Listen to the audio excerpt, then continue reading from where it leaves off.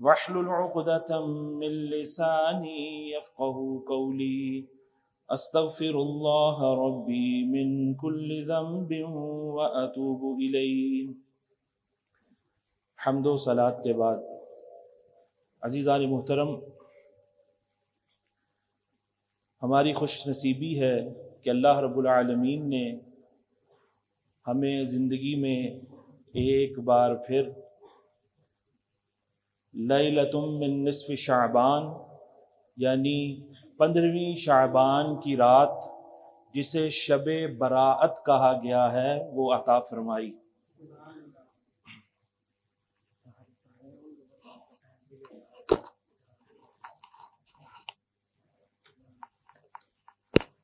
باہر جو احباب نوافل وغیرہ میں مشغول ہیں، وہ اپنے نوافل جلدی سے مکمل کر کے تو آپ بھی وعظ کی محفل میں، بیان کی، تذکیر کی محفل میں حاضر ہوں۔ آپ کو علیحدہ سے نوافل پڑھنے کا بھی وقت دیا جائے گا۔ صلاۃ التسبیح بھی غالباً ابھی پڑھی جائے گی 1 بجے، صلاۃ التسبیح وہ بھی پڑھی جائے گی، باجماعت پڑھی جائے گی۔ تو مسلمانوں کی اکثریت جو اچھا کام کر رہی ہو، اس کے ساتھ مل کر اس اچھے کام میں شریک ہونا چاہیے۔ تو جن کی نماز فرض عشاء جماعت سے جو نہیں پڑھ سکے، تو وہ بھی آدھی رات سے پہلے پڑھ لیں تاکہ کراہت میں شامل نہ ہو، کیونکہ نصف رات سے مؤخر کرنا عشاء کو یہ مکروہ ہے۔ مکروہ سے مراد ناپسندیدہ عمل ہے۔ یہ مطلب نہیں کہ اگر آدھی رات کے بعد پڑھیں گے تو نماز ہوگی نہیں یا مکروہ تحریمی ہوگی، ایسا نہیں ہے۔ یعنی شریعت کو یہ طریقہ پسند نہیں ہے۔ پسند تو کیا ہے کہ با جماعت وہ وقت جو مقرر کیا گیا ہے جماعت کے لیے، اس پر مسلمان جمع ہوں اور اکٹھے ہو کر عبادت کریں، تاکہ کسی ایک کی بھی عبادت قبول ہو جائے، اس کے صدقے اللہ سب کی قبول فرما لیتا ہے۔ جماعت میں حاضر ہونے کا یہ فائدہ ہے۔ اسی لیے ہمیں جو دعا سکھائی اللہ نے سورہ فاتحہ میں، جو اقرار بھی کرایا کہ ہم نے کیا کہنا ہے اللہ کو، ایاک نعبد و ایاک نستعین، کہ ہم تیری ہی عبادت کرتے ہیں۔ تو مفسرین فرماتے ہیں کہ نعبد جو جمع کا صیغہ یہاں لایا گیا ہے، اس سے بھی یہ پتہ چلتا ہے کہ مسلمانوں کو انفرادی بھی عبادت کرنی چاہیے، لیکن کچھ عبادات ہیں جو اللہ نے جماعت کی صورت میں جو ہے وہ فرض فرمائی ہیں۔ اس طرح کہ کہا گیا کہ رکوع کرنے والوں کے ساتھ رکوع کرو۔ کیا مطلب کہ جب رکوع کرنے والے اکٹھے جماعت کی صورت میں اللہ کی بارگاہ میں جھک رہے ہوں تو تم بھی جھکو۔ تو اس لیے ہمیں جماعت کو ہلکا نہیں لینا چاہیے۔ جماعت چھوڑنے کے بھی شریعت نے عذر بتائے ہیں کہ کس کس عذر کو پائے جانے پہ آپ جماعت چھوڑ سکتے ہیں۔ ان اعذار کے، عذر کی جمع اعذار، ان اعذار کے پائے جانے کے وقت شریعت آپ کو خود رخصت دے رہی ہے، لیکن اس کے علاوہ جو عذر ہم نے خود گھڑے ہیں اپنے نفس کی جو ہے وہ آسانی کے لیے، سہل پسندی کے لیے، سستی کی وجہ سے، غفلت کی وجہ سے، تو ایسی سستی جو عبادات کا حسن بگاڑ دے، ایسی سستی جو عبادات کی صورت ہی مسخ کر کے رکھ دے، ایسی سستی تھے تو رسول اللہ علیہ الصلوۃ والسلام نے پناہ مانگنے کی جو ہے وہ حکم ارشاد فرمایا ہے۔ آپ پناہ مانگا کرتے تھے، اللہم انی اعوذ بک من الکسل، اے اللہ میں تیری پناہ مانگتا ہوں کس چیز سے؟ سستی سے، غفلت سے، سستی سے۔ تو تکاہل، تساہل، تغافل، غفلت ہو، کسلان ہو، سستی عبادت میں جو آتی ہے، اس سے پناہ مانگی گئی ہے۔ تو میں نے عرض کرنے کا مقصد یہ تھا کہ جب وعظ ہو رہا ہو جمعے کے دن بھی، بعض ادھیڑ عمر کے لوگ بھی آ کر سنتیں شروع کر دیں گے۔ سنتیں تو پڑھنی ہیں اپنے وقت پر، آپ کیسے پھر آسانی سے پڑھ لیں گے؟ جب وعظ ہو رہا ہوگا تو آپ سنتوں میں اللہ کی طرف لو لگائے ہوں گے، آدھا آپ وعظ سن رہے ہوں گے کہ اب مولانا صاحب کیا کہہ رہے ہیں، اب علامہ صاحب کیا کہہ رہے ہیں، اور ساتھ آپ 2 in 1، ایک تیر سے دو شکار والا حساب، کہ ادھر سے وعظ بھی سن رہے ہیں، ادھر سے اس طرح سے۔ تو اس لیے کہا گیا کہ جو پہلے سے اگر سنت پڑھ رہا ہے اور خطبہ شروع ہو گیا ہے تو وہ جلدی سے ختم کر کے وہ ساتھ شامل ہو جائے۔ اب وہ علیحدہ مسئلہ ہے بات سے بات ایسے نکلتی ہے، لیکن ہے بھی ضروری تاکہ آپ کے علم میں اضافہ ہو کہ آپ اسے پڑھنی آتی ہو کہ جلدی کیسے پڑھنی ہے. یہ نہیں کہ وہ کوے کی طرح فوراً ٹھونگے مارنا شروع کر دے، نہیں، یا کھڑے کھڑے سلام پھیر دے، ایسے بھی نہیں کرنا، کیونکہ کھڑے کھڑے سلام پھیریں گے تو آپ نے اپنی عبادت کو شروع کر کے باطل کر دیا ہے، اور اللہ نے اس سے بھی منع فرمایا لا تبطلوا اعمالکم، اپنے اعمال کو بلا وجہ باطل نہیں کرنا، ضائع نہیں کرنا. بعض لوگ نماز شروع کرتے ہیں، ذرا سا کوئی کسی نے ہنسا دیا یا کوئی بات سن لی، فوراً سلام پھیر نماز توڑ لی، بڑا کمال کا مار کا انہوں نے سر انجام دیا. اس طرح توڑنے کی اجازت نہیں ہے، ٹھیک ہے. تو مطلب کیا ہے کہ رکوع میں ایک دفعہ تسبیح پڑھ لیں، سجدے میں ایک دفعہ تسبیح پڑھ لیں، جلدی آپ نے ختم کرنی ہے نا، تو سبحان ربی العظیم ایک دفعہ کہہ کے سمع اللہ لمن حمدہ، اسی طرح سبحان ربی الاعلی ایک دفعہ کہہ کے سجدے، اس طرح سے کر کے جب تشہد پڑھ لیں گے آرام سے صحیح ادا کرنا ہے. اور تشہد پڑھنے کے بعد عبدہ و رسولہ جب کہہ لیا تو درود پاک اور آخر کی دعا اس کو مختصر کر دیں. کس طرح؟ اللہم صلی علی محمد و آلہ، السلام علیکم ورحمۃ اللہ، السلام علیکم ورحمۃ اللہ، اور فوراً آپ جو ہے وہ نماز میں شامل ہو جائیں گے. وہ کیوں چھوڑیں گے؟ اس کو منیمائز کیوں کریں گے؟ اس کے لیے علم ضروری ہے، اور علماء بغیر علم بات نہیں کرتے. اس لیے کہ اب آپ جو تشہد کے بعد درود پاک پڑھتے ہیں وہ مسنون ہے یا مستحب کے درجہ میں ہے، اور دعا بھی جو ہے وہ مستحب ہے، لیکن جو خطبہ ہو رہا ہے وہ واجب ہے، اور واجب سنت سے بھی افضل ہوتا ہے، مستحب سے بھی افضل ہوتا ہے. تو واجب کو پانے کے لیے اگر آپ کو مستحب اور سنت چھوڑنی پڑے تو چھوڑیں گے، اور سارا واجب پر عمل کرنے والوں کے ساتھ شامل ہو جائیں گے. تو اس لیے کہا گیا ہے.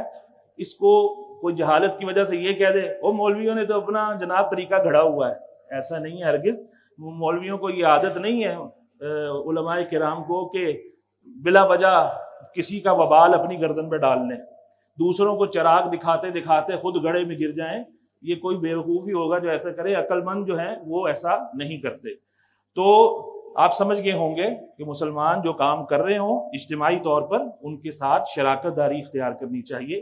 اسی طرح جمعہ کے بعد درود پاک پڑھا جاتا ہے، کئی لوگ جو ہے بلا وجہ ہی چلے جاتے ہیں، اور یہ بھی غلط ہے. اسی طرح شبینہ کی محفل ہو رہی ہے، نوافل میں اگر تلاوت ہو رہی ہے تو بعض لوگ بیٹھے رہیں گے، جب رکوع میں جائے گا فوراً کھڑے ہو کے، تراویح میں بھی ایسا کرتے ہیں. کہا گیا یہ منافق لوگ ہیں، یہ منافقوں کی شکل اختیار کر رہے ہیں. تو جو منافق کی شکل اختیار کرے گا وہ کون ہے؟ وہ متقی پرہیزگار ہوگا. شریعت کہتی ہے اس کو، ہم کون ہوتے ہیں کسی کو کہنے والے؟ لیکن یہ منافقوں سے ریزیمبلنس ہے، مشابہت ہے. تو اس طرح کا کوئی کام نہیں کرنا چاہیے. اللہ ہمیں عمل کی توفیق عطا فرمائے. عزیزان محترم، آج کی رات شب براءت ہے، اور اس کو سیلیبریٹ کرنا عبادات کے ذریعے سے، یہ الحمدللہ ثم الحمدللہ، یہ اہل سنت و جماعت ہی کا خاصہ ہے. بلند آواز سے ذرا کہہ دیں سبحان اللہ. ذرا یہ دیکھ لیتے ہیں آپ کی کتنی اونچی آواز ہے، کہیے سبحان اللہ. ماشاء اللہ. اب یہ آپ کی تسبیح آسمانوں میں بلند ہوئی ہوگی، اور ملائکہ بھی سن کر خوش ہوں گے کہ مومنین جن کے لیے ہم دعائے استغفار کرتے ہیں وہ بھی دیکھیں اللہ کی کیسے تسبیح کرتے ہیں. حالانکہ انہوں نے دعویٰ کیا تھا مولا ہم ہی کافی ہیں. انہیں یہ نہیں پتا تھا کہ یہ مومن تلواروں سے اپنی گردنیں بھی کٹوائیں گے میدان جہاد میں. یہ ساری رات بستر کو چھوڑ کر، گھر بار بیوی بچوں کو چھوڑ کر، ٹی وی وغیرہ چھوڑ کر یہ اللہ کے گھر میں آ کے بیٹھیں گے. کوئی سجدے میں ہوگا، کوئی قیام میں ہوگا، کوئی رکوع میں ہوگا، کوئی تسبیح پڑھ رہا ہوگا، کوئی تلاوت کر رہا ہوگا، کوئی واعظ کر رہا ہوگا، کوئی واعظ سن رہا ہوگا، کوئی درود و سلام پڑھ رہا ہوگا. تو یہ پانیوں میں، دریاؤں میں گھوڑے دوڑانے والے ہیں، یہ پیٹ پر پتھر باندھ کر نبی کی اطاعت کرنے والے ہیں، یہ پتے کھا کر اپنا گزارا کرنے والے ہیں، یہ کھجور کی گٹھلیاں چوس چوس کر جہاد کے اندر شرکت کرنے چلے جاتے تھے. ان کے پاس 8 تلواریں ہوتی تھیں، یہ 1000 کے لشکر سے ٹکرانے کے لیے چلے جاتے تھے. خود 313 میں ہوتے تھے، 1000 پہ بھاری ہو جاتے تھے. خود چند 1000 پہ ہوتے تھے، 30,000 میں، اور لاکھوں کے لشکر سے یہ ٹکرا جاتے تھے. تو یہ انہیں نہیں پتا تھا، اس لیے اللہ رب العالمین نے فرمایا جو میں جانتا ہوں وہ تم نہیں جانتے. تو عزیزان محترم، یہ آج کی رات عبادت کی رات ہے. ویسے تو ہر رات ہی عبادت کی رات ہے. اللہ ہمیں روزانہ شب بیداری کا جو ہے وہ موقع عطا فرمائے، غنیمت کی عطا فرمائے، سعادت عطا فرمائے. تو عزیزان محترم، یہ خیر کا سبب ہے کہ مسلمان جمع ہوتے ہیں، مل کر نصیحت کی بات سنتے ہیں، کرتے ہیں، عمل کرتے ہیں. اکیلے جو بکری ریوڑ سے اکیلی ہوتی ہے نا علیحدہ، بھیڑیا اس کو آ کر دبوچ لیتا ہے۔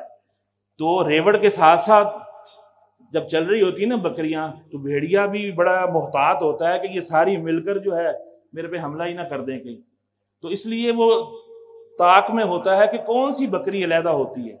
تو جو لوگ جماعت سے نماز نہیں نہ پڑھتے وہ بھیڑیے کا شکار ہو جاتے ہیں، وہ ابھی پڑھتے ہیں، پڑھ لوں گا، گھر پڑھ لوں گا، ابھی پڑھتا ہوں، تو وہ جناب کوئی سنت چھوڑ دے گا، کوئی واجب چھوڑ دے گا، جماعت تو پہلے ہی چھوڑ دی، اس کے بعد سب سے چھوٹی سورت جو اسے آتی ہے نا، بھلے بڑی بھی آتی ہے وہ نہیں پڑھے گا، بھلے وہ حافظ قرآن ہو اور عالم دین بھی ہو سکتے ہیں، ان پہ بھی شیطان حملے کرتے ہیں، ان کے شیطان کون سے، کوئی مسلمان ہیں؟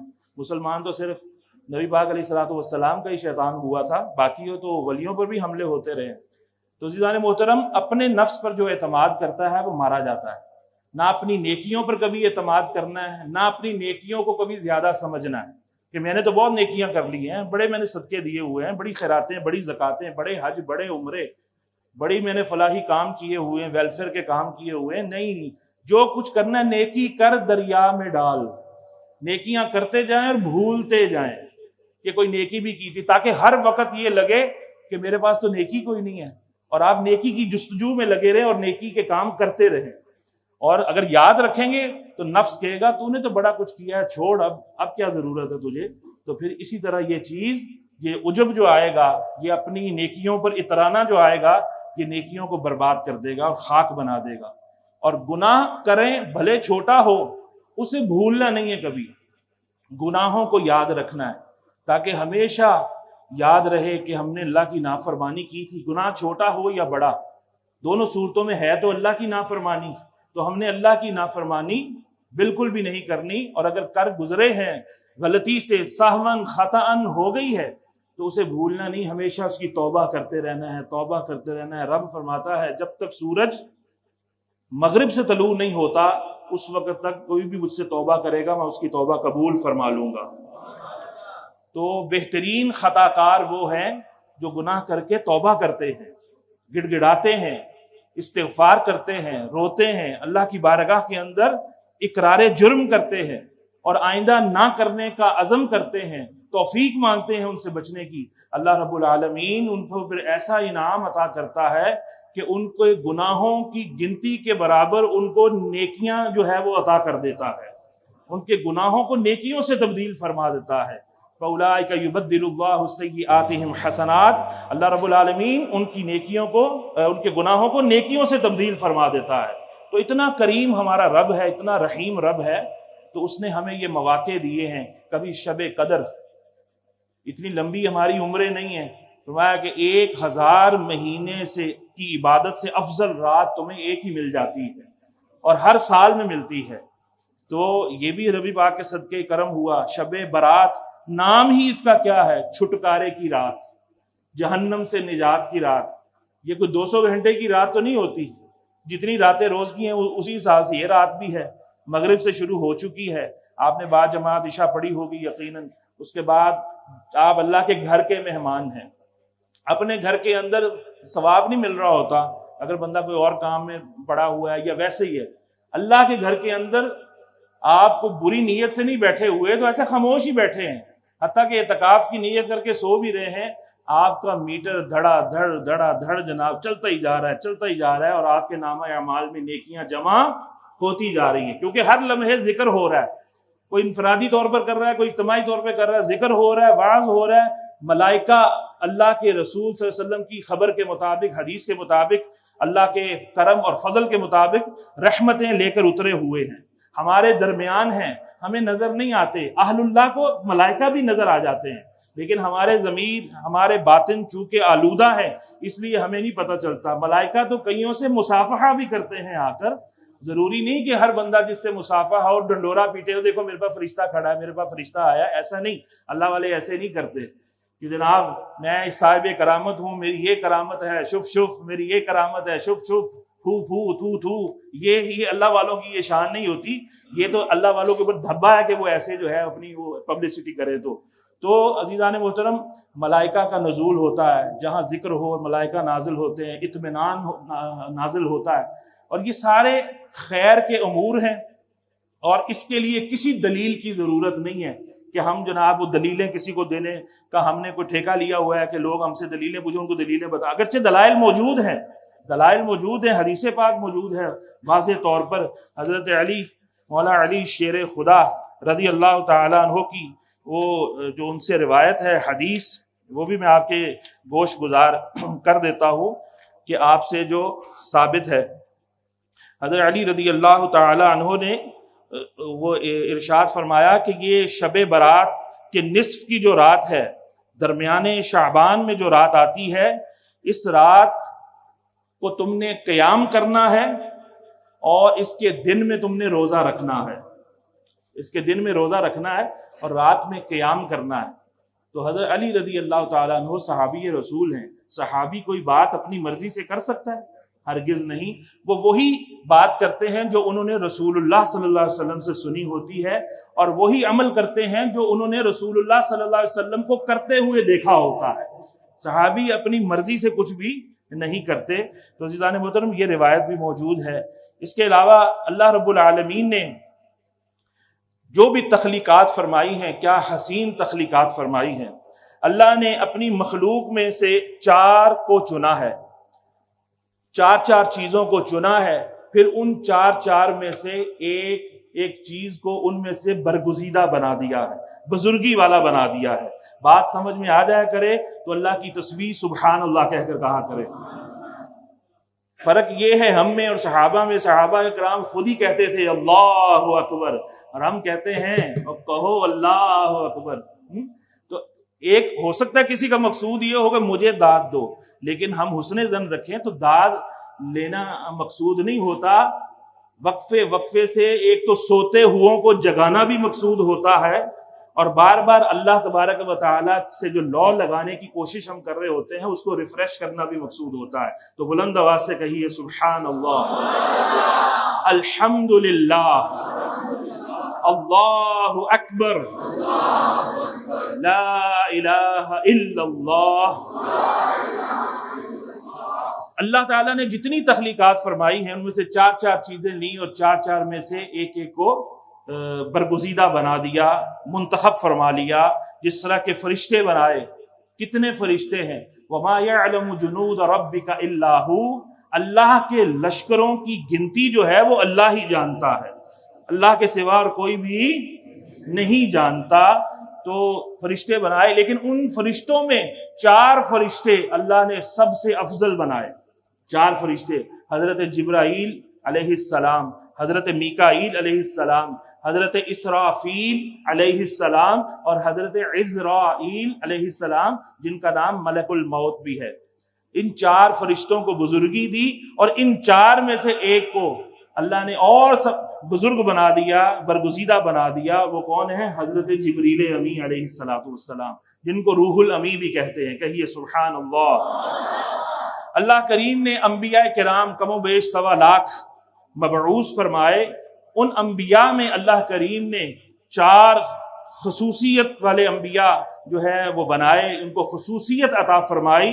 اولو العزم 5 ہیں، لیکن 4 ان میں سے جو منتخب کیے، حضرت ابراہیم علیہ السلام، حضرت موسیٰ علیہ السلام، حضرت عیسیٰ علیہ السلام اور حضرت سیدنا محمد الرسول اللہ صلی اللہ علیہ وآلہ وسلم، ہمارے نبی صلی اللہ علیہ وسلم.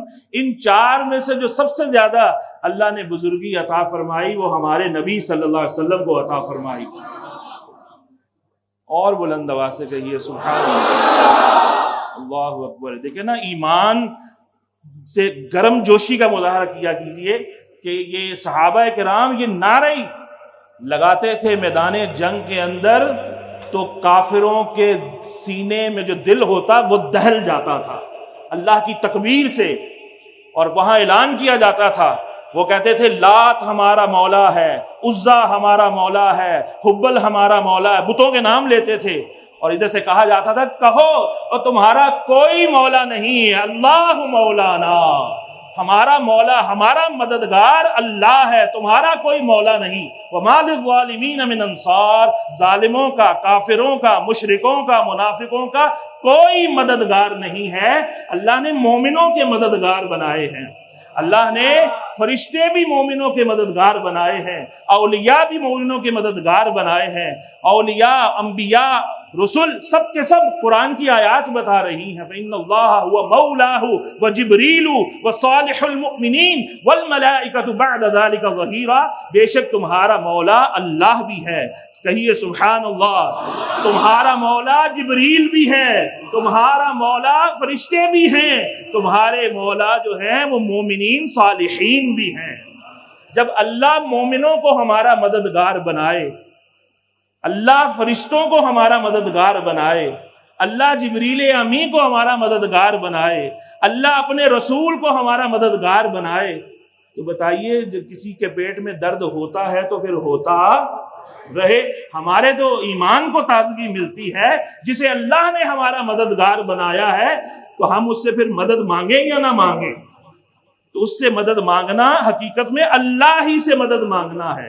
ایاک نعبد و ایاک نستعین کا رگڑا لگا لگا کر اور یہ کہنا کہ صدیوں سے یہ آیت کسی کو سمجھ نہیں آئی ہے اور میں منافق اعظم ہوں اور میری تشریح ہی سب سے بہتر ہے اور صحیح ہے، کہ اس کا معنی جو ہے یہ علماء، مفتی، ائمہ اور صوفیہ جتنے آئے وہ معاذ اللہ ثم معاذ اللہ وہ پیدل تھے، اور میں اردو کا رٹا باز، کوئی ادھر سے پکڑا، کوئی ادھر سے پکڑا، کوئی ادھر سے چیز پکڑی، کوئی ادھر سے ٹوٹے پکڑ کے ٹوٹے اکٹھے کر کے تو جناب میں صحیح جو ہے مفہوم شریعت کا بیان کروں، تو ایسا ہرگز نہیں ہے، ایسا ہرگز نہیں۔ جہاں پر یہ کہا گیا کہ ہم تجھ سے ہی مدد مانگتے ہیں، وہاں مطلب کیا ہے کہ مولا معبود سمجھ کر ہم تجھ سے مدد مانگتے ہیں، اور جہاں پر دوسری مددوں کا ذکر ہے وہ اللہ کی عطا سے مددوں کا ذکر ہے، جس طرح سارے مسلمان آپس میں ایک دوسرے کی مدد کرتے ہیں، صبر کے ذریعے بھی مدد ہوتی ہے، نماز کے ذریعے سے مدد ہوتی ہے، اعمال صالحہ کے ذریعے سے مدد ہوتی ہے،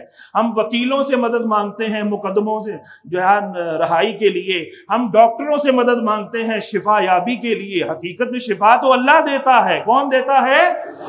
حقیقت میں وکیل ہمارا کون ہے؟ تو ہم جو ہے وہ جناب وہ کالے کوٹ والے کو بھی وکیل کہہ رہے ہوتے ہیں، تو اس طرح شرک نہیں لازم آئے گا پھر ہم غیر اللہ سے مدد مانگ رہے ہیں۔ وکیل اللہ ہے کہ غیر اللہ ہے؟ جو ہماری کچہریوں میں وکیل ہیں وہ اللہ ہے کہ غیر اللہ ہے؟ بولیے کون ہے وہ؟ تو ہر فرقے والا ان سے مدد مانگتا ہے کہ نہیں مانگتا؟ بولیے ڈاکٹر اللہ ہیں کہ غیر اللہ ہیں؟ تو ہر بندہ ڈاکٹر کے پاس جاتا ہے کہ نہیں جاتا؟ تو عزیزان محترم یہ دھونس کے ساتھ دھوکہ دیا جاتا ہے کہ ایسے غلط ملت کر کے تو پٹری سے اتارا جاتا ہے، تو ایسا نہیں، وہ مدد جو ہے وہ عطائی مدد ہے۔ اور ایاک نعبد کے اندر ونستعین کے اندر، ایاک نستعین کے اندر جو مدد ہے وہ حقیقی مدد ہے، حقیقی مددگار اللہ ہے، اور اللہ کی عطا سے بقیہ جو بھی کوئی مدد کرتا ہے وہ اللہ کی عطا سے مددگار ہے، اور مخلوق کا مقابلہ کبھی بھی خالق سے نہیں ہوتا۔ خالق پیدائش سے پاک ہے، موت سے پاک ہے، اور ہر رسول، ہر نبی، ہر ڈاکٹر، ہر حکیم، ہر وکیل، ہر جج، ہر بندہ یہ کیا ہے؟ یہ پیدائش والا بھی ہے اور موت والا بھی ہے۔ پیدائش کا جو ہے کہ ذریعے دنیا میں آئے اور موت کے ذریعے دنیا سے پردہ کیا، تو خالق اور مخلوق ایک جیسے ہو سکتے ہیں؟ برابری تو وہاں ہوگی جب دونوں کو آپ خالق مانیں کہ وہ بھی ہمیشہ سے ہے، یہ بھی ہمیشہ سے، پھر برابری ہوئی۔ تو کون کون آپ میں سے ہے ہاتھ کھڑا کر کے بتائے جو کسی نبی، ولی، رسول کے بارے میں یہ کہتا ہو وہ بھی ہمیشہ سے ہے، اللہ کے برابر ہے؟ کوئی ہے ایسا؟ اللہ کے علاوہ کسی اور کی آپ عبادت کرتے ہیں؟ نہیں کرتے۔ کسی ولی کی عبادت کرتے ہیں؟ تو عزیزان محترم یہ مسلمانوں پر الزام لگایا جاتا ہے، اس سے بھی ہمیں بچنا ہے۔ تو بہرحال اللہ کریم نے اپنے محبوب کے لیے اصحاب چنے، صحابہ چنے، بڑے بڑے پیارے صحابہ اللہ نے انتخاب کیا ہے، اللہ نے انتخاب کیا۔ اللہ رب العالمین نے سب کے دلوں پر نگاہ ڈالی، اور جن کو سب سے بہترین اللہ نے تخلیق فرمایا تھا انہیں اپنے محبوب کی صحابیت کے لیے چن لیا۔ یہ صحابہ سب سے عظیم ہستیاں ہیں نبیوں کے بعد، اور ان صحابہ میں بھی درجے ہیں، مراتب ہیں، ان میں سے 4 کو اللہ نے نبی پاک علیہ السلام کا خصوصی یار بنایا ہے۔ حضرت ابوبکر صدیق، حضرت عمر فاروق، حضرت عثمان غنی اور حضرت مولا علی شیر خدا رضی اللہ تعالی عنہم اجمعین۔ تو ان 4 میں سے بھی ایک کو چنا بزرگی کے لیے، سیدنا صدیق اکبر کو چن لیا۔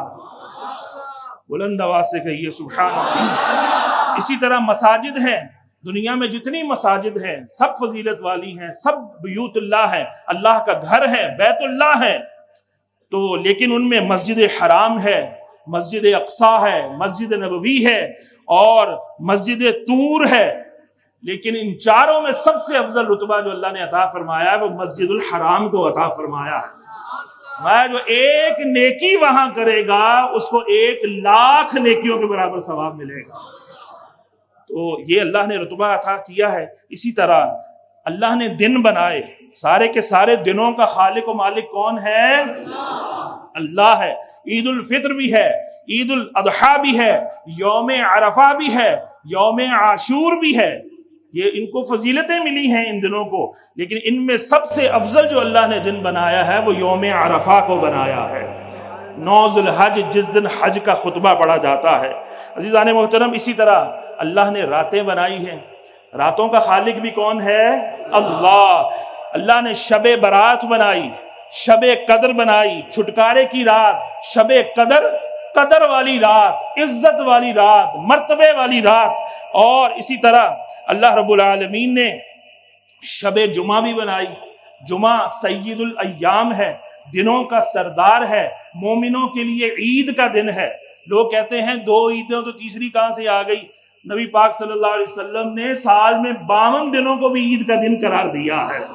ہر جمعہ عید کا دن ہے مومنوں کے لیے، ہر جمعہ مومنوں کے لیے عید کا دن ہے، بلکہ جس دن بھی کوئی نعمت اللہ کی طرف سے آئی اس کو اللہ نے عید کا، خوشی کا دن قرار دیا ہے۔ اور یہی عیسیٰ علیہ السلام نے، قرآن میں اللہ نے اس آیت کو ذکر کیا ہے کہ عیسیٰ علیہ السلام نے اللہ رب العالمین سے جب جو ہے اپنی امت کے لیے آسمان سے پکوان طلب کیے، من و سلوہ کا نزول ہوا، اور دعا کی کہ مولا ہمارے لیے وہ دن، ہمارے اگلوں کے لیے اور پچھلوں کے لیے عید کا دن بنا دے۔ ربنا انزل علینا مائدۃ من السماء تکون لنا عیدا لاولنا وآخرنا وآیۃ منک، وہ تیری طرف سے نشانی ہو جائے۔ اے اللہ ایسا خوان نازل فرما، ایسا دسترخوان نازل فرما جو ہمارے پہلوں کے لیے بھی عید کا دن ہو جائے اور بعد والوں کے لیے بھی عید کا دن ہو جائے۔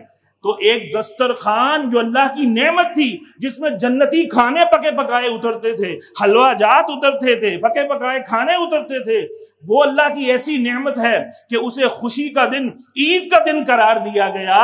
تو تمام نعمتوں سے بڑی نعمت عظمیٰ سرکار دو عالم صلی اللہ علیہ وسلم کی صورت میں جو دنیا میں آئی، ان کی پیدائش کا دن عید کا دن نہیں ہوگا کیا؟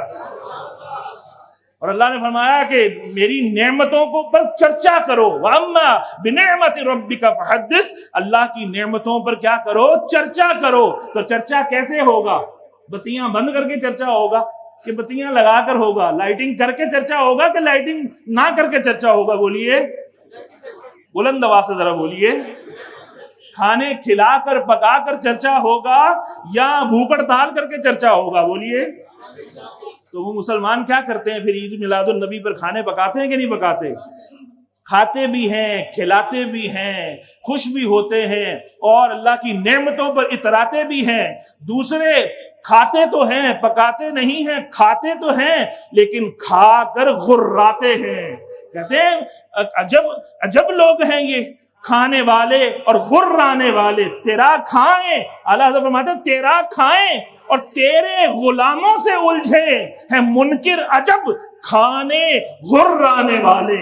کیسے عجیب منکر ہیں، کھاتے بھی ہیں اور کھا کر جو ہے پھر غراتے بھی ہیں۔ ٹھیک ہے، تو کیسے عجیب منکر ہیں۔ اعلیٰ حضرت عظیم المرتبہ نے اس کی نشاندہی اس طرح سے کی ہے، منظر کشی اس طرح کی۔ تو عزیزان محترم، یہ اللہ کی نعمت ہے، اللہ نے یہ راتیں بنائی ہیں، لیکن ان راتوں میں اللہ نے سب سے زیادہ جو رتبہ دیا وہ شب قدر کو عطا فرمایا ہے۔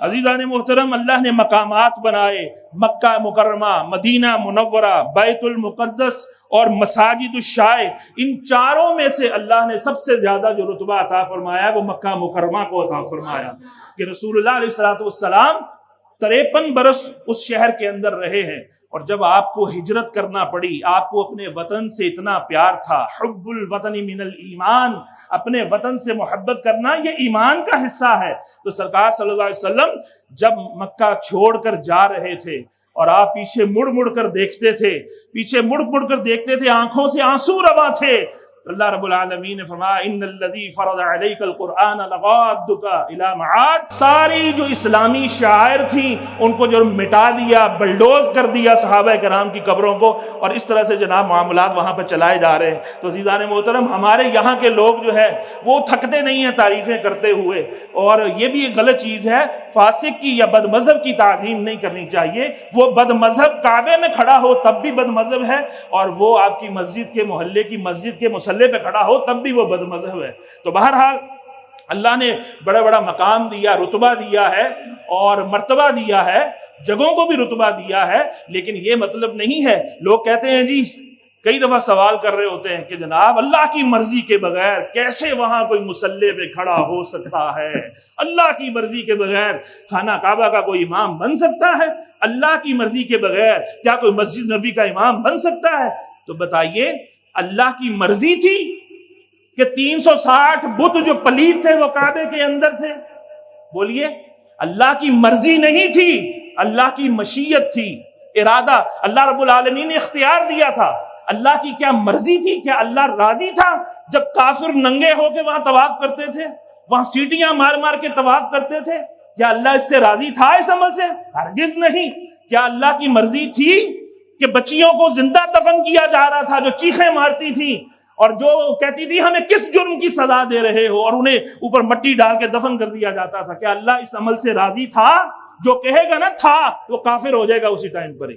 اللہ ایسے عمل سے کبھی بھی راضی نہیں تھا۔ اللہ خالق خیر اور خالق شر ہے، لیکن اس نے شر کو پیدا کیا ہے امتحان کے لیے، اس لیے نہیں پیدا کیا کہ تم وہ شر کرو، تم شر کر گزرو کہ شر اللہ کو پسند ہے، معاذ اللہ ثم معاذ اللہ۔ جو ایسا اعتقاد رکھے گا وہ مسلمان ہی نہیں رہے گا۔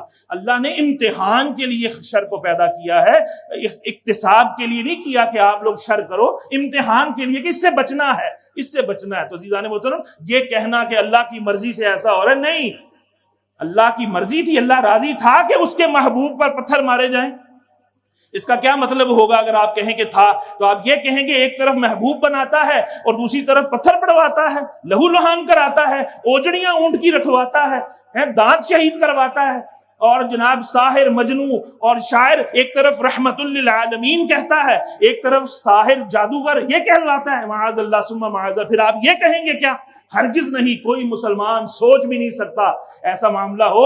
وہ امتحان تھا، اللہ نے رتبہ جو سب نبیوں رسولوں سے اعلیٰ دینا تھا، تو پھر امتحان کا بھی ایسی ہی تھی کہ اتنے بڑے امتحان دیے کہ پیدائش ہو رہی ہے تو باپ کا سایہ ہی نہیں ہے سر پر، 6 سال کے ہیں، ماں بھی رخصت ہو گئی، چچا بھی رخصت ہو گئے، دادا بھی رخصت ہو گئے، کوئی جناب نہ کسی پیر کی اولاد ہے، نہ کسی جناب عرب کے بہت بڑے کسی جناب سرمایہ دار کی اولاد ہے، نہیں۔ اللہ نے کیسا امتحان دینا تھا، کیسی امتحان گاہ کے اندر آپ کو ڈالا گیا۔ سوشل بائیکاٹ ہو رہے ہیں، 3 سال تک بائیکاٹ ہو رہا ہے، کھانا پینا معاملہ سب مقاطعے کی نظر ہو گیا، بائیکاٹ کی نظر ہو گیا، اپنے بیگانے ہو گئے، اور جناب کوئی کہہ رہا ہے تباہی کی دعائیں کر رہا ہے، کوئی کچھ کہہ رہا ہے، کوئی کچھ کہہ رہا ہے۔ یہ سب کچھ کیا تھا؟ اللہ اس سے راضی تھا؟ اللہ اس سے راضی نہیں تھا۔ اللہ نے امتحان گاہ کے اندر ہر بندے کا امتحان لینا ہے، ہر ہستی کا امتحان لینا ہے۔ حضرت امام حسین کے 72 افراد خاندان کے کٹ رہے تھے، خون کے فوارے ابل رہے تھے، پیاسے تھے۔ کیا اللہ اپنے پیاروں کو پیاسا رکھتا ہے؟ نہیں، اللہ امتحان گاہ میں ڈالتا ہے۔ اللہ رب العالمین نے جنت کی سرداری جو عطا کرنی تھی، تو جنت کو پانا اتنا آسان ہے کیا کہ نرم نرم بستروں پہ سو جائیں، کمپرومائزز کر لیں، باطل کے ہاتھ میں ہاتھ دے دیں، کچھ تم لے لو کچھ ہم لے لیں، وہ صوبہ تم لے لو یہ صوبہ ہم لے لیتے ہیں، ادھر تم ادھر ہم، آدھے مل کے بانٹیں گے، مل کے کھائیں گے، کبھی تم باری لینا کبھی ہم باری لیں گے، کبھی تم ہمیں جناب ہمارے زیر دست آ جانا، کبھی ہم تمہارے زیر دست آ جائیں گے۔ ایسا تھا؟ نہیں۔ امام حسین اگر ایسا کر لیتے، یزید کے ہاتھ میں ہاتھ دے دیتے، تو قیامت تک اسلام کا نقشہ بدل جانا تھا، اسلام کی تصویر بدل جانی تھی۔ تو اس لیے امام حسین نے ایسا نہیں کیا، قربانی دی۔ تو عزیزان محترم، بتانے کا مقصد یہ ہے کہ اللہ کی مرضی یہ نہیں ہے۔ اللہ رب العالمین کے بندوں میں سے ہی وہاں ترک لوگ بھی آئے تھے، اور انہوں نے عشق رسول کی جو ہے وہ بہاریں بکھیر دیں، اور وہاں پر یادگاریں قائم کی، مکہ مدینہ ہو یا دنیا کے دیگر جتنے ممالک پر بھی سلطنت عثمانیہ کے حکمران آئے، ان میں ان سے فسقیہ کام بھی ہوئے ہیں۔ تو فرشتے تھوڑی تھے، انسان تھے، تو انسان سے تو خطائیں ہوتی ہیں۔ ہمارا عقیدہ ہے کہ انبیاء اور ملائکہ کے علاوہ کوئی بھی خطا سے معصوم نہیں ہے، اللہ ان کو محفوظ کر لیتا۔ دیکھیے اس امت کے سب سے بڑے اولیاء کون ہیں؟ صحابہ کرام۔ کون ہے؟ غور سے سننے والی بات ہے۔ یہ آج کل جو جھگڑے بھی چل رہے ہیں نا کہ پتہ نہیں جو ہے غیر نبی کے بارے میں اگر کوئی لفظ اس طرح کا استعمال ہو گیا تو جناب اس کے لیے اتنا طوفان کھڑا کر دیا۔ امت کے سب سے بڑے اولیاء کون ہیں؟ صحابہ کرام۔ تو کیا صحابہ کرام سے گناہ نہیں ہوئے تھے؟ عزیزان محترم، ہوئے تھے گناہ۔ صحابہ کرام میں سے کچھ ایسے بھی تھے جن پر حد لگائی گئی، اور حضرت معاذ رضی اللہ تعالیٰ عنہ انہوں نے اقرار جرم کیا اور حضور صلی اللہ علیہ وسلم کی بارگاہ میں آ کر 4 دفعہ اقرار کیا۔ آپ صلی اللہ علیہ وسلم چہرہ پھیر لیتے تھے، چہرہ کبھی ادھر پھیر رہے ہیں کبھی ادھر پھیر رہے ہیں، کیونکہ یا تو 4 گواہ گواہی دیں یا پھر جرم کرنے والا خود اپنے جرم کا اقرار کرے 4 دفعہ۔ تو جب 4 دفعہ وہ اقرار کر لے تو پھر قاضی پر لازم ہے کہ اس پر اللہ کی وہ حد جو ہے وہ نافذ کر دے۔ تو حضرت معاذ رضی اللہ تعالیٰ عنہ پر جو ہے وہ حد جاری کر دی گئی، اور اس کے بعد بعض لوگوں نے چہمگوئیاں کی یا اس طرح کی گفتگو کی کہ لو نہ ہی بتاتے تو بچ تو جاتے۔ سرکار علیہ الصلوۃ والسلام نے فرمایا، کسی نے کچھ برا کہا یا ایسے، آپ نے فرمایا نہ معاذ کو برا نہ کرو، اس کے وہ میں اسے جنت کی نہروں میں غوطے لگاتے ہوئے دیکھ رہا ہوں۔ ہمارا اس لیے دنیا میں جس پر حد جاری ہو جائے اس کے گناہ کا کفارہ یہی ہو جاتا ہے۔ تو اپنے آپ کو جرم کرنے کے بعد چھپانا نہیں چاہیے، پیش کرنا چاہیے تاکہ دنیا سے ہی یہ گندگی دھو لیں۔ تو بہرحال عزیزان محترم، صحابہ کرام اس امت کے سب سے بڑے اولیاء ہیں۔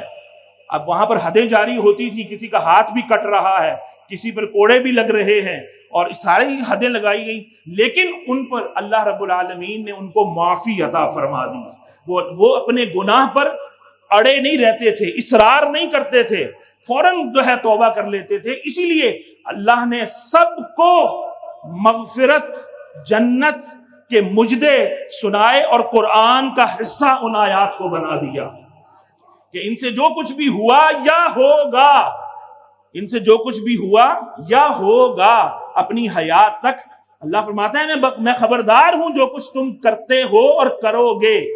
جو صحابہ کرام کے مابین بھی جو جنگیں ہوئیں، بڑا مسالہ لگا کر، بڑا تڑکا لگا کر، بڑا نیمو نچوڑ کر اوپر جناب فرقہ واریت کا اور فتنہ بازیوں کا، سوشل میڈیا کی مارکیٹ گرم ہے، بڑی ویورشپ اور بڑی فالوورشپ اور بڑی جناب کی چیزیں لینے کے لیے، اور موضوع سخن کیا ہے؟ صحابہ کی ہستیاں، اور ساری امت کے اولیاء، غوث، قطب، ابدال اکٹھے ہو جائیں اور ایک جو ہے ساری جو ہے عبادات کو اکٹھا کر کے ایک پلڑے میں رکھ لیں، اور صحابی رسول کا ایک سجدہ ایک پلڑے میں ہو، ساری امت کے غوثوں، قطبوں، ابدالوں کی عبادات سے بھاری وہ ایک سجدہ ہوگا۔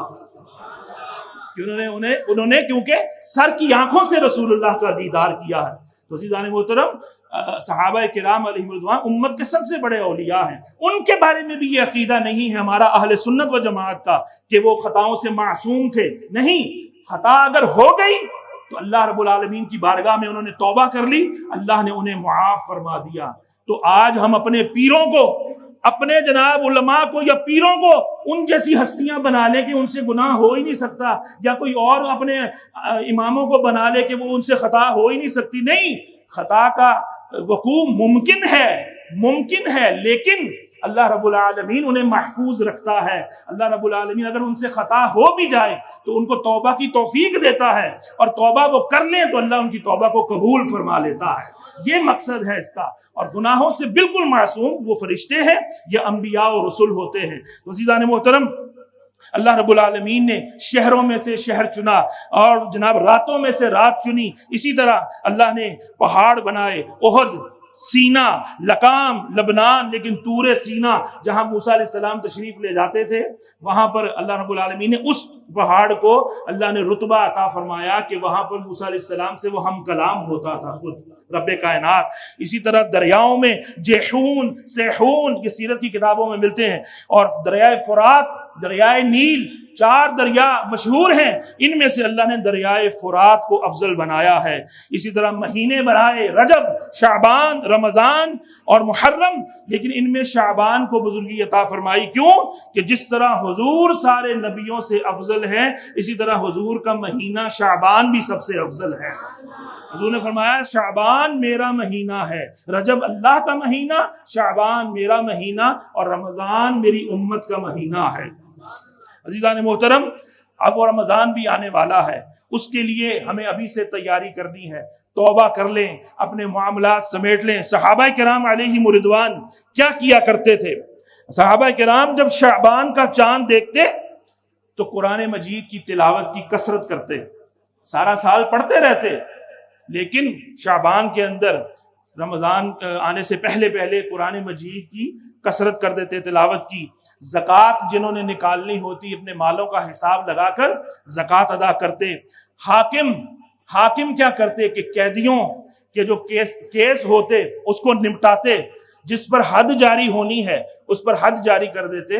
ہماری طرح نہیں کہ سالہ سال سزائے موت کے قیدی اور 10 سال ہو گئے، وہ اوپر حکم نافذ ہی نہیں ہوا اور وہ پڑے اندر، اور جناب کسی کا 5000 کا کوئی کیس ہے تو وہ اس کو 6 ماہ اور سال اس کے اندر عدالتوں کے اندر رکھا جاتا ہے، بلا وجہ گرفتار کر لیا جاتا ہے، کوئی پتہ ہی نہیں ہے۔ اسلام کا چونکہ نفاذ نہیں ہے اور لوگ چاہتے بھی نہیں، لوگوں کے اپنے گھر میں چوری ہو جائے، ان کی زندگی کی جمع پونجی لٹ جائے، وہ چاہیں گے کہ چور کے ٹکڑے ٹکڑے کر دیے جائیں، مجھے مل جائے صحیح وہ چور، ڈنڈے مار کے جناب چاہے وہ اس کی جان نکالنی پڑے نکال دیتے ہیں۔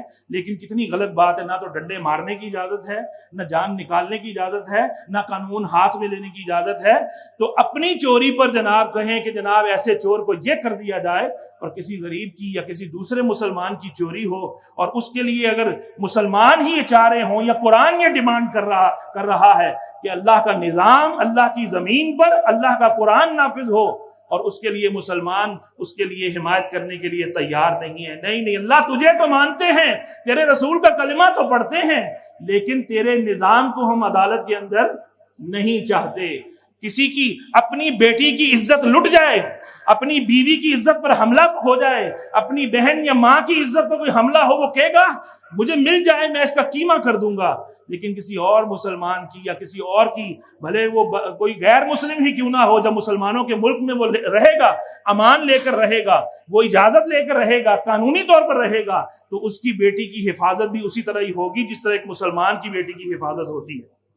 تو عزیزان محترم، اپنے اوپر جب ہاتھ پڑے تو ہم سخت سے سخت سزاؤں کا مطالبہ کریں، اور جب جو ہے کسی اور کی بیٹی پر، کسی اور کی عزت پر ہاتھ پڑے تو ہم کہیں کہ نہیں نظام نہیں، ایسی سزائیں نہیں ہونی چاہیے، چوروں کو ٹنڈے بنا دیں ہم جناب، نہ سزائے موت نہیں ہونی چاہیے۔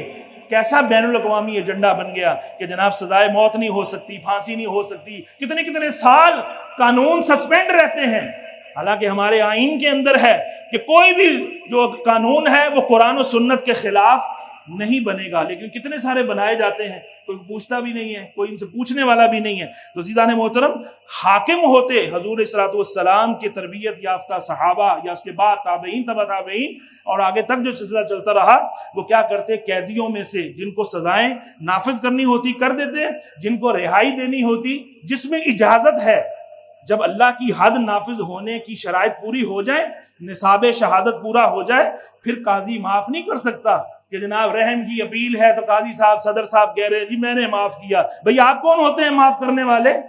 ایک بندے نے قتل کیا ہے تو قتل کی سزا تو قصاص ہے، تو اگر مقتول کے ورثاء نہیں معاف کر رہے تو آپ کیسے معاف کر سکتے ہیں؟ یا وہ دیت دے گا، دیت پر جو ہے نیگوشیشن ہو جائے کہ اتنی دیت، 100 اونٹ ہوتی ہے دیت، چاہے وہ مرد ہے یا عورت، تو اگر وہ کہتے ہیں 50 اونٹوں کی قیمت دے دے، 30 اونٹوں کی دے دے، 10 کی دے دے، اپنی مرضی سے، جبر سے نہیں، وہ ان کو رائٹ ہے، اگر وہ معاف نہیں کرتے تو کوئی مائی کا لال جو ہے وہ معاف نہیں کر۔ رسول اللہ صلی اللہ علیہ وسلم بھی اللہ کے احکام کے اندر کسی کو معاف نہیں کیا کرتے تھے۔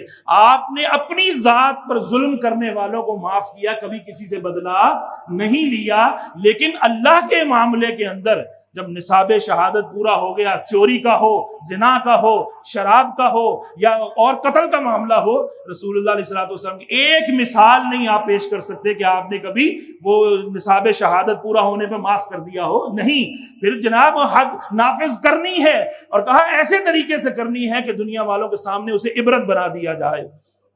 عزیزان محترم، یہ طریقہ تھا شعبان آنے پر صحابہ کرام اور صالحین صلحاء کا، امت کے اولیاء کا. اسی طرح قیدیوں کو آزاد بھی کر دیا جاتا، تو اس کی بھی بڑی رغبت دلائی گئی ہے. کبھی ہمارے اندر بھی یہ جوش جاگے کہ ہم اپنا مال جو دکھاووں میں استعمال کرتے ہیں یا اور غیر ضروری جگہوں پہ کرتے ہیں، کبھی ہم بھی کسی جیل کی طرف جائیں اور وہاں سے پوچھیں کہ جناب میرے پاس 1 لاکھ روپیہ ہے تو میں کچھ قیدی چھڑانا چاہتا ہوں. کوئی عادی مجرم نہ ہو، عادی مجرم کو تو سزا ہی ملنی چاہیے.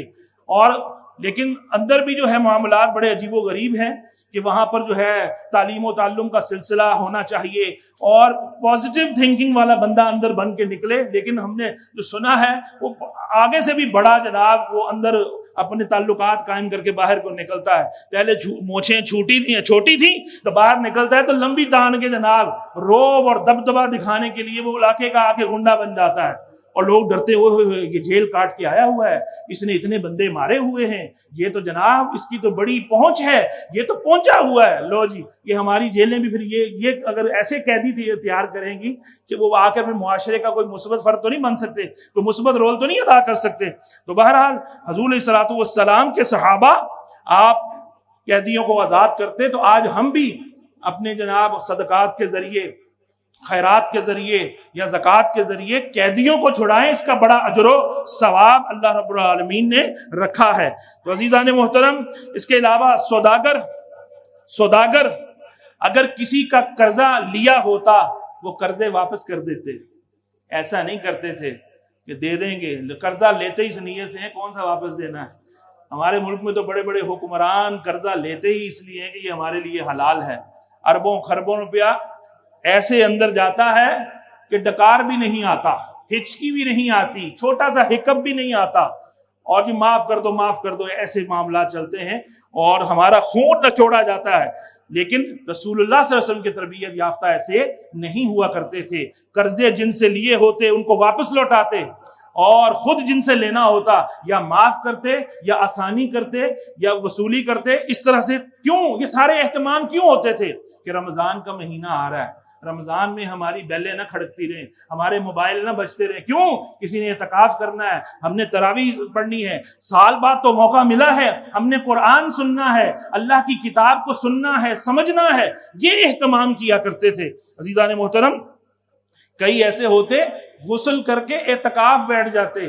سنت اعتکاف تو آخری عشرے میں ہوتا ہے رمضان میں، تو صحابہ کرام میں سے شعبان میں ہی مساجد میں جا کر اعتکاف کر لیتے. کیونکہ وہ روایت جو ہے کہ مومن کی مثال مسجد میں ایسی ہے جیسے مچھلی پانی میں ہوتی ہے. مومن کو زیب ہی یہ دیتا ہے، اور منافق جو ہے وہ پنجرے کی طرح، جس طرح پرندہ پنجرے میں پھڑپھڑاتا ہے، منافق مسجد میں آ جائے تو اس کا حال اسی طرح ہوتا ہے. تو صحابہ کرام اور اولیاء کے معمولات سے جو ثابت ہوتا ہے کہ وہ عبادت پر حریص رہتے تھے. کئی ایسے لوگ، ہو سکتا ہے آپ میں سے بھی کوئی ہو یا آپ نے سنا ہوگا، وہ کہیں گے جی لوگوں نے نماز روزے کو ہی بس دین سمجھ لیا ہے، اور بھی بڑے معاملات ہیں. اور بھائی نماز روزہ ہی تو ٹھیک نہیں ہے جس کی وجہ سے سارے معاملات خراب ہیں. پھر دوبارہ کہہ دوں، نماز روزہ ہی ٹھیک نہیں ہے جس کی وجہ سے بندے بے ایمان ہیں. نماز روزہ ہی ٹھیک نہیں ہے جس کی وجہ سے لوگ جو ہیں باہر ڈاکو ہیں. نماز صحیح ہوتی تو نہ بے حیائی ہوتی، نہ چوری چکاری ہوتی، نہ حق تلفی ہوتی، نہ حقوق العباد کبھی برباد ہوتے. ان الصلاۃ تنہا عن الفحشاء والمنکر، اللہ فرماتا ہے بے شک یہ نماز روکتی ہے کس چیز سے؟ برائی سے، بے حیائی سے. چوری کیا ہے؟ برائی ہے کہ نہیں ہے؟ چوری بھی برائی ہے، نماز روکتی ہے چوری سے. فراڈ کرنا کیا ہے؟ برائی ہے، نماز روکتی ہے فراڈ سے. جھوٹ بولنا کیا ہے؟ برائی ہے، نماز روکتی ہے کس سے؟ جھوٹ بولنے سے. تو آپ کہیں گے جناب بڑے بڑے لوگ نمازیں پڑھتے ہیں جھوٹ پھر بھی بولتے ہیں، بڑے بڑے لوگ نمازیں پڑھتے ہیں جناب ملاوٹ پھر بھی کرتے ہیں. بھائی ان کی نمازیں ٹھیک نہیں ہیں، مان لیں. اگر صحیح نماز ہوتی، رب کا فرمان جھوٹا نہیں ہے. رب کا فرمان ہے کہ جس نے نماز پڑھی کامل طریقے سے پڑھی، یہ ہو ہی نہیں سکتا کہ وہ کبھی بے حیائی کرے یا بے حیائی کا قول منہ سے بکے یا وہ کوئی غلط کام کرے. اگر وہ نمازیں پڑھنے کے باوجود بھی ایسا کر رہا ہے، بے حیائی سے نہیں رک رہا ہے، گناہوں سے نہیں رک رہا ہے، تو اٹ مینز انڈرسٹوڈ ہے یہ بات کہ اس کی نماز صحیح نہیں ہے. اسے سکیننگ کی ضرورت ہے، وہ اپنے وضو کی سکیننگ کروائے. استنجا بھی صحیح کرتا ہے کہ نہیں کرتا؟ وہ طہارت بھی صحیح حاصل کرتا ہے کہ نہیں کرتا؟ اس کے کپڑے بھی صحیح دھلتے ہیں کہ نہیں دھلتے؟ کہیں سارے گھر میں ناپاک کپڑوں کے ساتھ تو نہیں اس کے پاک کپڑے دھلتے کہ پلید کپڑے پہن کے وہ اللہ سے دعائیں کر رہا ہوتا ہے، پلید کپڑے پہن کے وہ جمعہ پڑھنے آتا ہے. بے دھڑک لوگ دھوبیوں پہ بھیج رہے ہیں کپڑے، ڈرائی کلینر پہ بھیج رہے ہیں. کیا ڈرائی کلینر والے خوف خدا کے ساتھ کام کر رہے ہیں کہ نہیں کر رہے؟ اس کی بھی تحقیق کیجئے. آپ جب ڈیمانڈ کریں گے تو آپ کی ڈیمانڈ کے مطابق پھر آپ کو رزلٹ ملے گا، اور آپ لاپرواہ ہو کے دے آئیں گے، دے آئے اور لے آئے.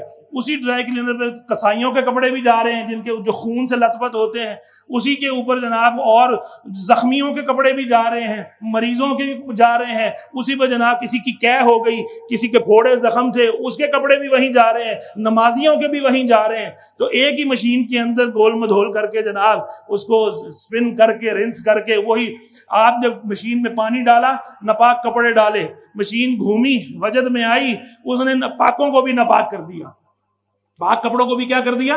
ناپاک کر دیا. اب پانی نکل گیا، اب وہ سارا کیا ہے جو اندر تری ہے وہ ساری ناپاک ہے، کپڑے بھی کیا ہیں؟ ناپاک ہیں. تو اس کے بعد آپ نے آٹومیٹک بھلے مشین ہے، اس نے پھر نیا پانی ڈالنا ہے. ناپاک کپڑوں میں جب پاک پانی ڈلے گا تو پھر کیا ہو گیا؟ متنجن کس کا بن گیا؟ ناپاک کا. پھر ناپاک کے ناپاک رہے، پھر جناب نکلے. تو اس طرح بتائیے پاک کب ہوں گے؟ تو یہ کبھی کسی نے احتیاط کی ہے؟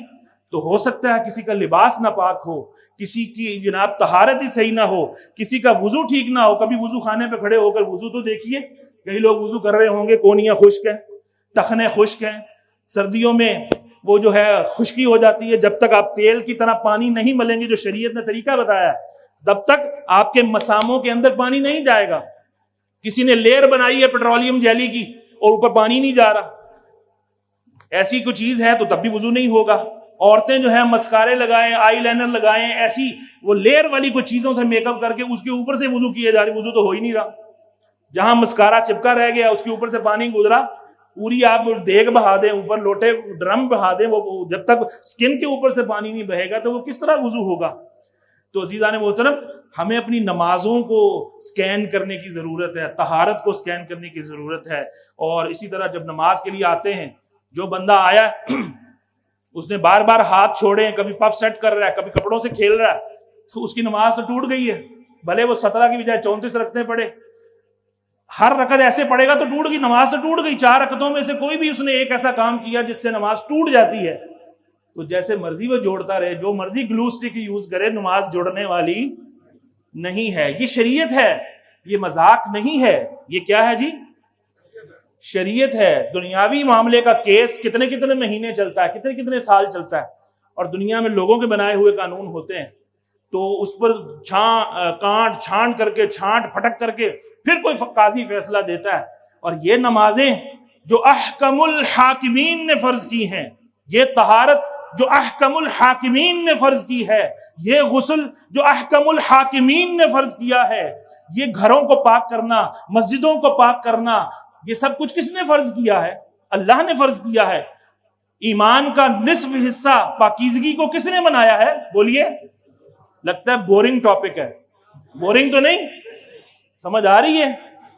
میری کوئی ڈیمانڈ نہیں کہ نعرہ مارے، ٹھیک ہے، لیکن مقصد کیا ہے؟ آپ کو بات سمجھ آنی چاہیے. یہ باتیں ایسی ہیں، اس پر آپ عمل کر لیں، ساری زندگی مرنے تک آپ کی کئی غلط معاملات سیدھے ہو جائیں گے. ٹھیک ہے، ساری رات ایک ٹانگ پہ کھڑے ہو کے عبادت کرتے رہے اور کپڑے آپ کے پلید ہیں تو کیا ہوگا؟ کچھ بھی نہیں ہوگا. جناب آپ اس طرح کی عبادات کریں کہ جناب اس کی طہارت ٹھیک نہ ہو تو وہ عبادات قبول نہیں ہوں گی. سیکھے بغیر جو عبادت کرتا ہے نا، وہ جاہل صوفی ہے، مسخرہ شیطان ہے، گمراہی ہے. بغیر علم کے عمل گمراہی ہے. بغیر علم کے عمل کیا ہے؟ گمراہی ہے.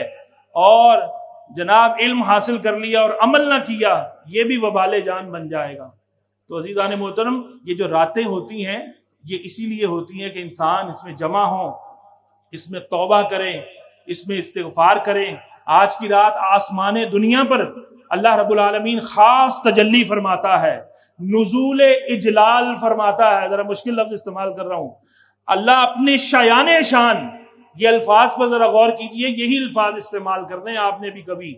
اللہ اپنی شان کے لائق آسمان دنیا پر اپنی قدرت کے شایان شان نزول فرماتا ہے، خاص تجلیات فرماتا ہے۔ اور غلط الفاظ کیا ہیں؟ غلط بھی بتا دیتا ہوں کہ اللہ آج کی رات آسمان پر آتا ہے۔ کئی واعظ آپ کو مقرر ملیں گے، بڑے بڑے نامور، کہ اللہ آتا ہے۔ میں نے پہلے بھی آپ کو سمجھایا ہوا ہے کہ آئے تو وہ وہاں پر جہاں وہ پہلے نہیں تھا، اور اگر وہ وہاں آیا ہے جہاں نہیں تھا تو پھر جہاں سے آیا ہے اب وہاں نہیں رہا۔ تو ہمارا رب تو سب کچھ گھیرے ہوئے ہے، وہ تو آنے سے بھی پاک ہے اور جانے سے بھی، سب کہہ دیجئے، وہ آنے سے بھی، وہ جانے سے بھی، ہر وقت، ہر چیز، ہر ذرہ ذرہ، ہر قطرہ قطرہ، ہر پتا پتا اس کے ملحوظ نظر ہے، اس کے مشاہدے میں ہے۔ وہ بصیر ہے۔ کیا ہے وہ؟ بصیر ہے، وہ سمیع ہے، ہر موجود کو سنتا ہے۔ ہم سننے کے لیے، سامع بننے کے لیے آوازوں کے محتاج ہیں، مسموعات کے محتاج ہیں، اسے سمیع ہونے کے لیے آوازوں کی محتاجی۔ آواز ہوگی تو ہم سنیں گے نا۔ تو جب کچھ بھی اس نے پیدا نہیں کیا تھا، فقط کون تھا؟ وہی تھا۔ کون تھا؟ تو وہ اس وقت بھی سمیع تھا۔ کیا تھا؟ وہ اس وقت بھی سمیع کسے کہتے ہیں؟ سننے والے کو۔ وہ اس وقت بھی سمیع تھا۔ آوازیں نہیں تھیں لیکن وہ سمیع تھا۔ مخلوقات نہیں بنائی تھی اس نے لیکن پھر بھی وہ بصیر تھا۔ وہ ہمیشہ سے، اس کی ذات بھی قدیم ہے، ہمیشہ سے ہے، اور اس کی صفات بھی قدیم ہے، ہمیشہ سے ہے۔ جب وہ سب کچھ فنا کر دے گا، سب کچھ فنا کر دے گا، یہ پہاڑ اڑا دے گا روئی کے گالوں کی طرح، سمندروں میں آگ لگ جائے گی، اللہ رب العالمین سب کچھ ملیا میٹ کر کے سب کچھ فنا کر دے گا۔ کیا کر دے گا؟ کل من علیہا فان ویبقا وجہ ربک ذو الجلال والاکرام۔ ہر چیز کو فنا ہے کہ زمین و آسمان کے درمیان جو کچھ بھی ہے سب کیا ہو جائے گا؟ فنا ہو جائے گا۔ وَيَبْقَى وَجْهُ رَبِّكَ ذُو الْجَلَالِ وَالْإِكْرَامِ۔ باقی صرف ایک ذات رہے گی، وہ کون؟ تیرے رب کی ذات ہے جو بزرگی والی ہے، اکرام والی ہے۔ کل شیء ہالک الا وجہہ، ہر شے ہلاک ہو جانے والی ہے سوائے اس کی ذات کے۔ ترجمہ پتہ کیا وجہ کا؟ سوائے اس کا چہرہ، سوائے اس کا۔ اب یہ جو ترجمہ پڑھنے والے، خالی ترجمہ پڑھنے والے، وہ پھر کہیں گے اس کا چہرہ، کہتے ہیں رب کا تو چہرہ بھی ہے، ید اللہ فوق ایدیہم، رب کا تو ہاتھ بھی ہے۔ تو وہ جسم کے قائل ہو گئے کہ اللہ کا بھی جسم ہے، جبکہ ہمارا عقیدہ کیا ہے مسلمانوں کا کہ اللہ جسم سے۔ ایک فرقہ گمراہ ہوا مجسمہ جو اللہ کے جسم کا قائل تھا، اور ہمارا عقیدہ کیا ہے؟ صحیح عقیدہ قرآن و سنت سے کہ اللہ جسم سے، جسم تو مخلوق ہے اور رب کیا ہے؟ خالق۔ تو خالق جو ہے وہ جسم سے پاک ہے۔ تو رب تعالیٰ جب سب کچھ فنا کر دے گا وہ تب بھی موجود ہوگا، وہ ہمارے قریب ہے۔ نحن اقرب الیہ من حبل الورید، فرماتا ہے ہم تیری شہرک سے بھی زیادہ قریب ہیں۔ وہ فرماتا ہے، نبیوں نے فرمایا ان اللہ معنا، اللہ نے کہ نبی نے فرمایا ہجرت کی رات اللہ ہمارے ساتھ ہے، اللہ ہمارے ساتھ ہے۔ موسیٰ علیہ السلام نے کہا ان معی ربی سیہدین، بے شک میرا رب میرے ساتھ ہے، وہی ہمیں راستہ دکھائے گا۔ تو ساتھ کا مطلب کیا ہے؟ اللہ کا قرب جو ہے ہمارے ساتھ جو ہے یہ مکانی قرب نہیں ہے۔ یہ سپیکر، یہ مائک میرے سامنے ہے تو اس کا اور میرے درمیان ڈسٹنس ہے، یہ مسافت بتا رہا ہے، فاصلہ بتا رہا ہے۔ ایسا قرب نہیں ہے اللہ کے ساتھ کہ اللہ ہمارے قریب ہے تو اللہ یہاں ہے، اللہ یہاں ہے، اللہ یہاں نہیں۔ اللہ نے تمام کائنات کو اپنے گھیرے میں لیا ہوا ہے۔ اللہ رب العالمین قد احاط بکل شیء علما، ہر شے کا ازرو علم کے اس نے احاطہ کیا ہوا ہے کہ اس کے علم سے کچھ بھی باہر نہیں ہے۔ وہ کیسے قریب ہے ہمارے کہ اس کی قدرت ہر چیز پر ایسی ہے کہ جب چاہے، جیسے چاہے، جس کو فنا کرنا چاہے وہ کر سکتا ہے۔ اس اعتبار سے اللہ کا قرب ہے، علم میں ہے، اللہ کے اختیار کے تحت ہیں، اللہ کی قدرت کے تحت ہم اس کی مقدورات سے ہیں، اس کا ہم پر اختیار ہے، علم میں ہے، مشاہدے میں ہے، سب کچھ اللہ کے سامنے ہے۔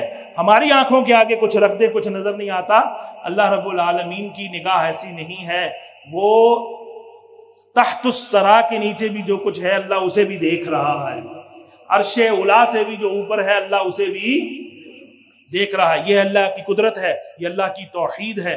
تو عزیزان محترم، اللہ رب العالمین آسمان دنیا پر اپنی شان کے لائق تجلی فرماتا ہے، اور یہ صبح فجر تک یہ ندائیں ہوں گی۔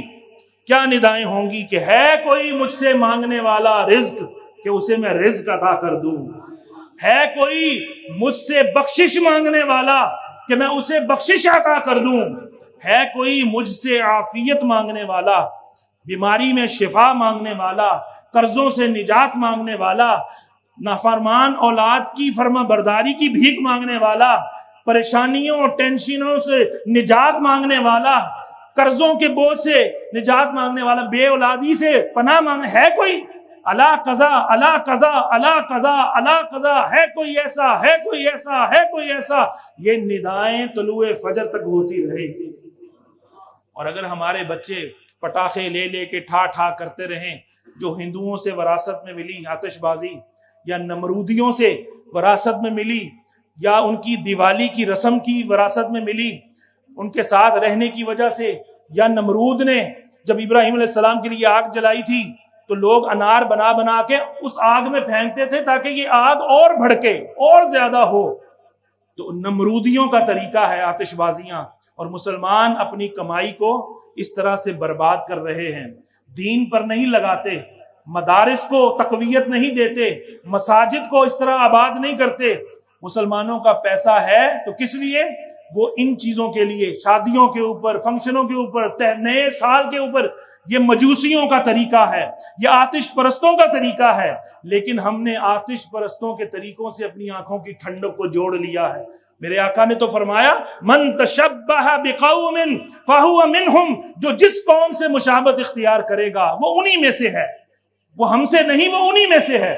اور ہمیں کیا ہو گیا ہے؟ عزیزان محترم، ایسی ہر حرکت سے اپنے آپ کو بچائیں، اپنی شادیوں کو ان مغلظات سے پاک کریں، ان جو ہے مفسدات سے پاک کریں، ان مکروہات سے پاک کریں، ان قباحتوں سے پاک کریں، اپنے جوان بچوں بچیوں کے جلدی رشتے کریں، اور فضول خرچیاں، فضول رسمیں۔ کیا آپ حریص ہیں؟ آپ کو سونے کی انگوٹھیاں چاہیے بچی والوں سے؟ آپ کو جناب سونے کی گھڑیاں چاہیے؟ کیا آپ کے گھر میں بستر نہیں ہے تو آپ بہو کے بستروں کی لالچ میں جناب اتنی ڈیمانڈیں کریں؟ کیا آپ کے گھر میں ریفریجریٹر نہیں ہے؟ آپ کے گھر میں اے سی نہیں ہے جو آپ ان سے اے سیوں کی ڈیمانڈیں کریں؟ اللہ نے آپ کو اتنا دیا ہے، آپ کہیں اپنے بچے کی لیے بہو لائیں گے، ہم بیٹی بنا کر لائیں گے، اور کچھ بھی نہیں لیں گے، کچھ بھی نہیں لیں گے۔ اس طرح سے کہیے انشاءاللہ۔ بھائی انقلاب مرد تو وہ ہے جو زمانے کو بدل کے رکھ دیتا ہے۔ تو ہم یہ آتش بازیوں کے چکر میں، ہم یہ رسموں کے چکر میں، ہم یہ جناب فضول پیسہ لٹانے، پیسہ برباد کرنے کے چکر میں ہم جناب بچوں کی شادیاں بھی دیر سے کر رہے ہیں، زنا عام ہو رہا ہے، لوگ جو ہیں وہ پہلے سے ہی کانٹیکٹ بنا کے زنا کاریوں کے اندر پڑ رہے ہیں۔ عزیزان محترم، آج کی رات یہ کچھ سن بھی لیں کہ آج کی رات فرمایا کچھ لوگوں کی بخشش نہیں ہوگی، اللہ نے سب کو بخش دینا ہے۔ قبیلہ بنی کلب کی بکریوں کے جسموں پر اگنے والے بالوں کی گنتی کے برابر اللہ آج مسلمانوں کی بخشش فرمائے گا، لیکن اللہ نہیں بخشے گا تو مشرک کو نہیں بخشے گا، کافر کو نہیں بخشے گا۔ اور جو لوگ زبان کھولتے ہیں اپنے دین کے بارے میں، آپ تھک تو نہیں گئے؟ بول میں رہا ہوں، گلا میرا بیٹھ رہا ہے، ذرا درود شریف پڑھ لیجئے۔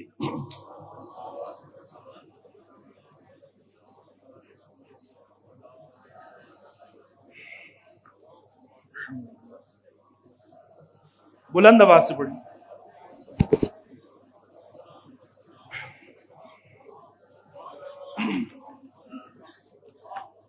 عزیزان محترم، آج کی رات کچھ لوگ ہیں جو نہیں بخشے جائیں گے۔ وہ کون سے لوگ ہیں؟ سب سے پہلے مشرک و کافر، جو لوگ اسلام کے بارے میں زبان کھولتے ہیں، صحابہ کے بارے میں ہلکی گھٹیا زبان استعمال کرتے ہیں، جبکہ حضور نے فرمایا میرے صحابہ کا ذکر کرنا تو اپنی زبان کو لگام دے کے رکھنا، فامسکو، اپنی زبان کو روک کے رکھنا۔ میرے صحابی کا جب ذکر کرنا ہے خیر کے ساتھ کرنا ہے، اللہ اللہ اصحابی، اللہ سے ڈرتے رہنا، اللہ سے ڈرتے رہنا میرے صحابہ کے بارے میں۔ اللہ کے ولیوں کا جب ذکر کرنا ہے ادب سے کرنا ہے۔ اللہ کے ولی ہیں کون؟ اللہ کے دوست ہیں، اللہ کے اولیاء ہیں، اور اس نے پتہ کتنا بڑا انعام ان کو دیا، لا خوف علیہم ولا هم یحزنون، نہ وہ دنیا میں کسی خوف میں ہوں گے، نہ وہ آخرت میں کسی غم میں ہوں گے۔ یہ چھوٹا انعام ہے، پھر غور کرے، نہ وہ دنیا میں کسی خوف میں ہوں گے اور نہ وہ آخرت میں کسی غم میں ہوں گے۔ وہ بغیر غم کے دنیا میں زندگی گزاریں گے، بغیر خوف کی آخرت میں جو ہے دنیا و آخرت میں غم اور خوف انہیں کوئی نہیں ہوگا۔ فرمایا ان سے جس نے ٹکر لی نا، میرا اس کے ساتھ اعلان جنگ ہے۔ من عاد لی ولیا فقد آذنتہ بالحرب، جس نے میرے کسی ولی سے عداوت کی، جس نے میرے کسی ولی سے دشمنی کی، میرا اس سے اعلان جنگ ہے۔ یہ ہر گناہ کے بارے میں اللہ نے نہیں فرمایا، ایک سود کے بارے میں فرمایا کہ جس نے سود کا لین دین نہ چھوڑا تو میری اس سے جنگ ہے، اور ایک اپنے ولیوں کی مخالفت کرنے والوں کے بارے میں فرمایا۔ تو آج جتنے لوگ اولیاء کے گستاخ ہیں، بے ادب ہیں، بے باک ہیں، گھٹیا باتیں کرتے ہیں، اولیاء کی کرامات کے منکر ہیں، اولیاء کی شانوں کے منکر ہیں، وہ سب کے سب اسی کیٹیگری میں فال کریں گے کہ وہ کفر کی حد تک چلے جائیں گے، مرتے دم انہیں کلمہ نصیب نہیں ہوگا۔ میں آپ کو روایات کا نچوڑ بتا رہا ہوں، اگر میں حوالے دوں تو فجر ہو جائے گی، تو اس لیے میں صرف آپ کو لبے لباب بتا رہا ہوں، خلاصہ بتا رہا ہوں۔ مرتے وقت قبلے سے منہ پھیر دیا جائے گا، یہ روایات میں موجود ہے، تو وہ شخص شرک اور کفر کی وادی میں داخل ہو جائے گا۔ اور مشرک و کافر کو سزا کیا ملے گی؟ فرمایا کہ جو مرتد ہو جائے مسلمان ہونے کے بعد، ایک تو یہ ہے کہ 3 دن اسے مہلت دی جائے گی، اسلام پیش کیا جائے گا، قبول کر لے تو ٹھیک ہے، 3 دن کے بعد اسلامی طور پر اس کی گردن مار دی جائے، یہ مرتد کی سزا ہے۔ تو یہاں تو اسلام چونکہ نافذ نہیں ہے، اس لیے اس پر عمل بھی کوئی نہیں ہے، اس لیے لوگ جو ہے بھونک رہے ہیں، لوگ جو ہے اسلام کے خلاف اور صاحب اسلام کے خلاف اپنی زبان کھول رہے ہیں۔ تو عزیزان محترم، اپنا ایمان برباد کرنے کی جو سزا ہے، ذرا یہ قرآن کی زبان سے سن لیجئے۔ ہو سکتا ہے میں کہوں تو کوئی جی بڑی سخت باتیں کرتے ہیں، اسلام میں تو سختی کوئی نہیں، اسلام تو بڑا امن کا مذہب ہے، اسلام تو بڑا ہی پیارا مذہب ہے، کوئی نہ بھی نماز پڑھے تو پھر بھی جنت میں ویلکم کرے گا، کوئی نہ بھی زکوٰۃ دے تو پھر بھی جنت میں ویلکم کرے گا۔ ایسا ہے؟ ایسا ہرگز نہیں۔ اللہ فرماتا ہے فالذین کفروا قطعت لهم ثیاب من نار، سورہ حج کی یہ آیات میں پڑھ رہا ہوں۔ فرمایا کافروں کے لیے آگ کے کپڑے ٹھیک ان کے بدن کے موافق، ان کی فٹنگ کے مطابق تراشے جائیں گے، قطعت کاٹے جائیں گے، ثیاب ثوب کی جمع، کپڑے، من نار کس سے؟ آگ سے ہوں گے، یصب من، کہیے معاذ اللہ، معاذ اللہ۔ جب عذاب کی آیات سنیں، مجرموں کا انجام سنیں، کافروں کا انجام سنیں تو کیا؟ معاذ اللہ دل میں ہے۔ یصب من فوق رؤوسہم الحمیم، قرآن پڑھ رہا ہوں، فرمایا ان کے سروں پر کھولتا ہوا پانی ڈالا جائے گا، کھولتا ہوا، پٹاخے مارتا ہے جو، فرمایا کھولتا ہوا پانی۔ کبھی آتش فشاں آپ نے دیکھے ہوں تو کیسے اس سے چنگاریاں اور لاوے کے بڑے بڑے جناب وہ نکلتے ہیں، فرمایا کھولتا ہوا پانی ان کے سروں پر ڈالا جائے گا۔ یصہر بہ ما فی بطونہم والجلود، جس کی گرمی سے انٹسٹنز اندر کی جو انٹسٹائنز، جو ان کی انتڑیاں ہیں، فرمایا جو پیٹ کے اندر ہیں، اور کھالیں ان کی جو چمڑے ہیں یہ اوپر، جن کی گلوئنگ کے لیے وہ کریمیں استعمال کرتے ہیں، بڑی نرم و نازک جھریاں نہ پڑ جائیں، اور موئسچر کریمیں استعمال ہو رہی ہیں، کفر کر لیا تو کیا ہوگا؟ ان کی کھالیں ساری کی ساری ادھڑ جائیں گی، گل جائیں گی، سڑ جائیں گی۔ فرمایا وَلَهُمْ مَقَامِعُ مِنْ حَدِيدٍ، اور ان کے مارنے کے لیے لوہے کے گرز ہوں گے۔ ہمیں جہنم کے بارے میں ہم سنتے نہیں ہیں، جو مولانا آپ کے محفل میں آ کے جہنم کے بارے میں بتائے گا، اگلی دفعہ اس کو نہیں بلائیں گے، یہ ڈراندے ہی رہنے دیں، کاش کہ ہم ڈر جائیں، کاش۔ فرمایا کہ ان کو مارنے کے لیے لوہے کے گرز ہوں گے، کلما ارادوا ان یخرجوا منها من غم اعیدوا فیها، جب کبھی گھٹ کر اس سے وہ نکلنا چاہیں گے، فرمایا پھر اسی میں لوٹا دیے جائیں گے، پھر دوبارہ اسی میں لوٹائے جائیں گے۔ اور کیا کہا جائے گا؟ وَذُوقُوا عَذَابَ الْحَرِيقِ، اب چکھو مزہ آگ کے عذاب کا، جہنم کے عذاب کا مزہ چکھو۔ اب یہ کافر کی سزا ہے جو شرک کرتے ہیں۔ اِنَّهُ مَن يُشْرِكْ بِاللَّهِ، جس کسی نے اللہ کے ساتھ کسی کو شریک ٹھہرایا، فَقَدْ حَرَّمَ اللَّهُ عَلَيْهِ الْجَنَّةَ، تحقیق کہ اللہ نے اس پر جنت کو حرام کر دیا ہے، اللہ نے جنت کو اس پر کیا کر دیا؟ حرام۔ وَمَأْوَاهُ النَّارُ، اور اس کا ٹھکانہ کیا بنایا؟ جہنم کو۔ وَمَا لِلظَّالِمِينَ مِنْ أَنصَارٍ، اور فرمایا ظالموں کا کوئی بھی جو ہے مددگار نہیں۔ آج کی رات جادوگر، جادو کرنے کرانے والے بھی نہیں بخشے جائیں گے، اگر توبہ نہیں کی انہوں نے تو۔ توبہ کر لیں گے تو اللہ معاف کر دے گا۔ اب وہ جادوگر، یہ کیا ہے؟ جادو کفریہ اقوال پر مشتمل ہوتا ہے، شرکیہ افعال اس کے اندر ہوتے ہیں، اور لوگ کراتے پھرتے ہیں یہ کالا جادو۔ کالا کیا ہوتا ہے؟ جادو تو جادو ہے، نیلا پیلا نہیں ہوتا، لیکن مراد کیا ہے اس سے؟ سخت جادو۔ عزیزان محترم، جو جادو کو حلال سمجھ کے کراتا ہے یا کرتا ہے وہ تو کافر ہو جاتا ہے، وہ کافر ہے۔ اور کیوں بھلا؟ آپ کو پتہ ہے جادوگر جو ہوتے ہیں یہ پلید ہوتے ہیں، ان کے جادو میں اثر جو پڑتا ہے وہ پلیدی سے پڑتا ہے، یہ آیتیں الٹی کر کے پڑھتے ہیں، یہ آیتوں کو تروڑ مروڑ کے اس کے اندر الفاظ قرآن کی آیات کی تحریف کر کے انہوں نے چلے کاٹے ہوتے ہیں۔ جس طرح روحانی عملیات کے اندر کیا ہوتا ہے؟ وظائف ہوتے ہیں، ایک خاص گنتی کے برابر ان کو پڑھا جاتا ہے۔ اللہ تعالیٰ نے ہر حرف کے پیچھے مخلوق رکھی ہے۔ اللہ تبارک و تعالیٰ نے روحانیات میں اللہ نے موکلات، اللہ جنوں کا بھی خالق ہے، اللہ فرشتوں کا بھی خالق ہے، اللہ انسانوں کا بھی خالق، اللہ ہر مخلوق کا خالق ہے۔ ہر لفظ کے پیچھے مخلوق ہوتی ہے، اس کی جو ہے وہ تابع فرمانی کے اندر۔ تو جب ایک خاص گنتی کے برابر اس کو پڑھا جاتا ہے نا، بھلے کوئی مسلمان پڑھے، بھلے کوئی یہودی عیسائی بھی پڑھ لے، کئی ایسے عیسائی بھی ہیں جو بسم اللہ کے عامل ہیں، ایک خاص گنتی کے برابر ایک بہت بڑی گنتی ہوتی ہے، خاص طریقے سے اس کو پڑھے جائیں تو وہ ان کے عمل میں آ جاتی ہے وہ چیز، اور اس کے ذریعے وہ اپنے کام کرتے ہیں۔ تو کیا مطلب ہے وہ حق پر ہو گئے، وہ ہدایت پر ہو گئے؟ ایسا ہرگز نہیں۔ اسی طرح دیکھیے عربوں کی دنیا ہے کافروں کی، وہ لوگ ان کے اندر بھی میجیشنز ہیں، جادوگر ہیں، ان کے اندر شعبدے باز ہیں، ان کے اندر حکیم ہیں، ڈاکٹر ہیں، شفائیں نہیں ہوتی ان کو۔ مسلمان اپنی شفاؤں کے لیے وہاں جاتے ہیں، علاج کراتے ہیں، تو جو محنت کرے گا اسے صلہ مل جائے گا، لیکن اس کے حق پہ ہونے کی یہ دلیل نہیں ہے کہ وہاں سرجری بڑی زبردست ہو جاتی ہے، کاسمیٹک سرجری، تو لہذا ان کی ہم بیعت کر لیں یا ان کے مذہب کو قبول کر لیں، ایسا ہرگز نہیں۔ ایمان نہیں تو کچھ بھی نہیں۔ دنیاوی فائدے ملتے ہیں تو جہاں سے ملیں لے لو، یہ بھی تو دیکھیں فائدہ ہی لے ہی رہے ہیں، بنایا کس نے اور استعمال ہم مسجد کے اندر کر رہے ہیں۔ تو عزیزان محترم، جادو سے ہمیشہ بچنا ہے۔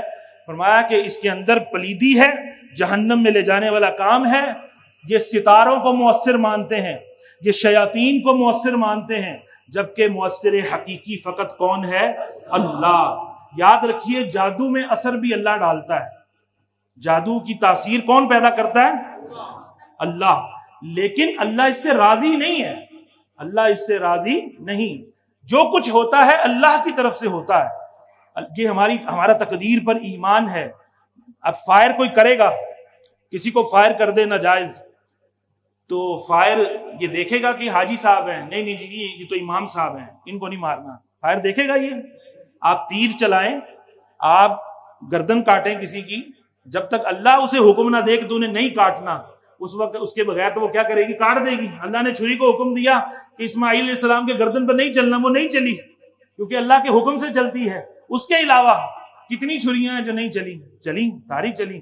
آگ کا کام ہے جلانا، جب اللہ نے کہا کہ نہیں ابراہیم کو نہیں جلانا بلکہ سلامتی والی ہو جا، قلنا یا نار کونی بردا وسلام علی ابراہیم، تو وہ سلامتی والی ہوگی، اس نے نہیں جلایا، قرآن کا حصہ ہے۔ تو اللہ کے حکم سے سب کچھ ہوتا ہے۔ نبی پاک علیہ الصلوۃ والسلام پر بھی جادو ہو گیا، تو کس کی تاثیر ڈالنے سے ہوا؟ اللہ کے ڈالنے سے ہوا، اور پھر اس کا علاج بھی اللہ نے قرآن مجید کی آیات معوذتین اتاری اور اس کے ذریعے سے بھی وہ جادو کا اثر ختم بھی ہو گیا۔ تو مؤثر حقیقی اللہ ہے، دوسرے جو تاثیریں جو ڈلتی ہیں اس کے اندر یہ اللہ کے ڈالنے سے ہوتی ہیں، لیکن اللہ رب العالمین روحانی عمل کرنے والے جو جائز کرتے ہیں ان کی مدد فرماتا ہے، اور ان کی مدد بھی ہو جاتی ہے کیونکہ شیطان کو بھی تو قوت اللہ نے دی ہے نا، کہ شیطان جو ہے اگر وہ ابھی امریکہ کے دورے پر ہو اور اسے پتہ چل جائے کہ جناب پاکستان کے فلاں گاؤں کے فلاں گوٹھ کے اور فلاں چک کے فلاں نمبر کے اندر ایک بندہ ہے جو حج کرنے کا ارادہ فرما رہا ہے، تو شیطان نے ڈھک کر کے اس کے اوپر اپنی اولاد کو سگنل دینے ہیں کہ اس کو کہو تیرے پیسے مک جائیں گے، اور غریب ہو جائے گا، اور بڈھا ہو کے پھر کر لیں حج، اور کمیٹی نکلے گی پھر کر لیں حج، وہ وسوسے ڈالے گا ابھی کر لیں۔ کتنے سارے لوگ ہیں یہاں وہ کر لیں گے، اے بھی تے حج ہے گا، وہ بچیاں دا بیاہ کرنے اے بھی تے حج ہے گا، وہ بچیاں نو بیاہ دی اے بھی تے حج ہے گا۔ اللہ نے تو ایک ہی حج فرمایا، مقرر فرمایا، ہم نے کتنے سارے حج بنا لیے۔ تو عزیزان محترم، جادوگر جو ہوتے ہیں ان کو شیطانوں کی قوت حاصل ہوتی ہے، ان کو تائید حاصل ہوتی ہے۔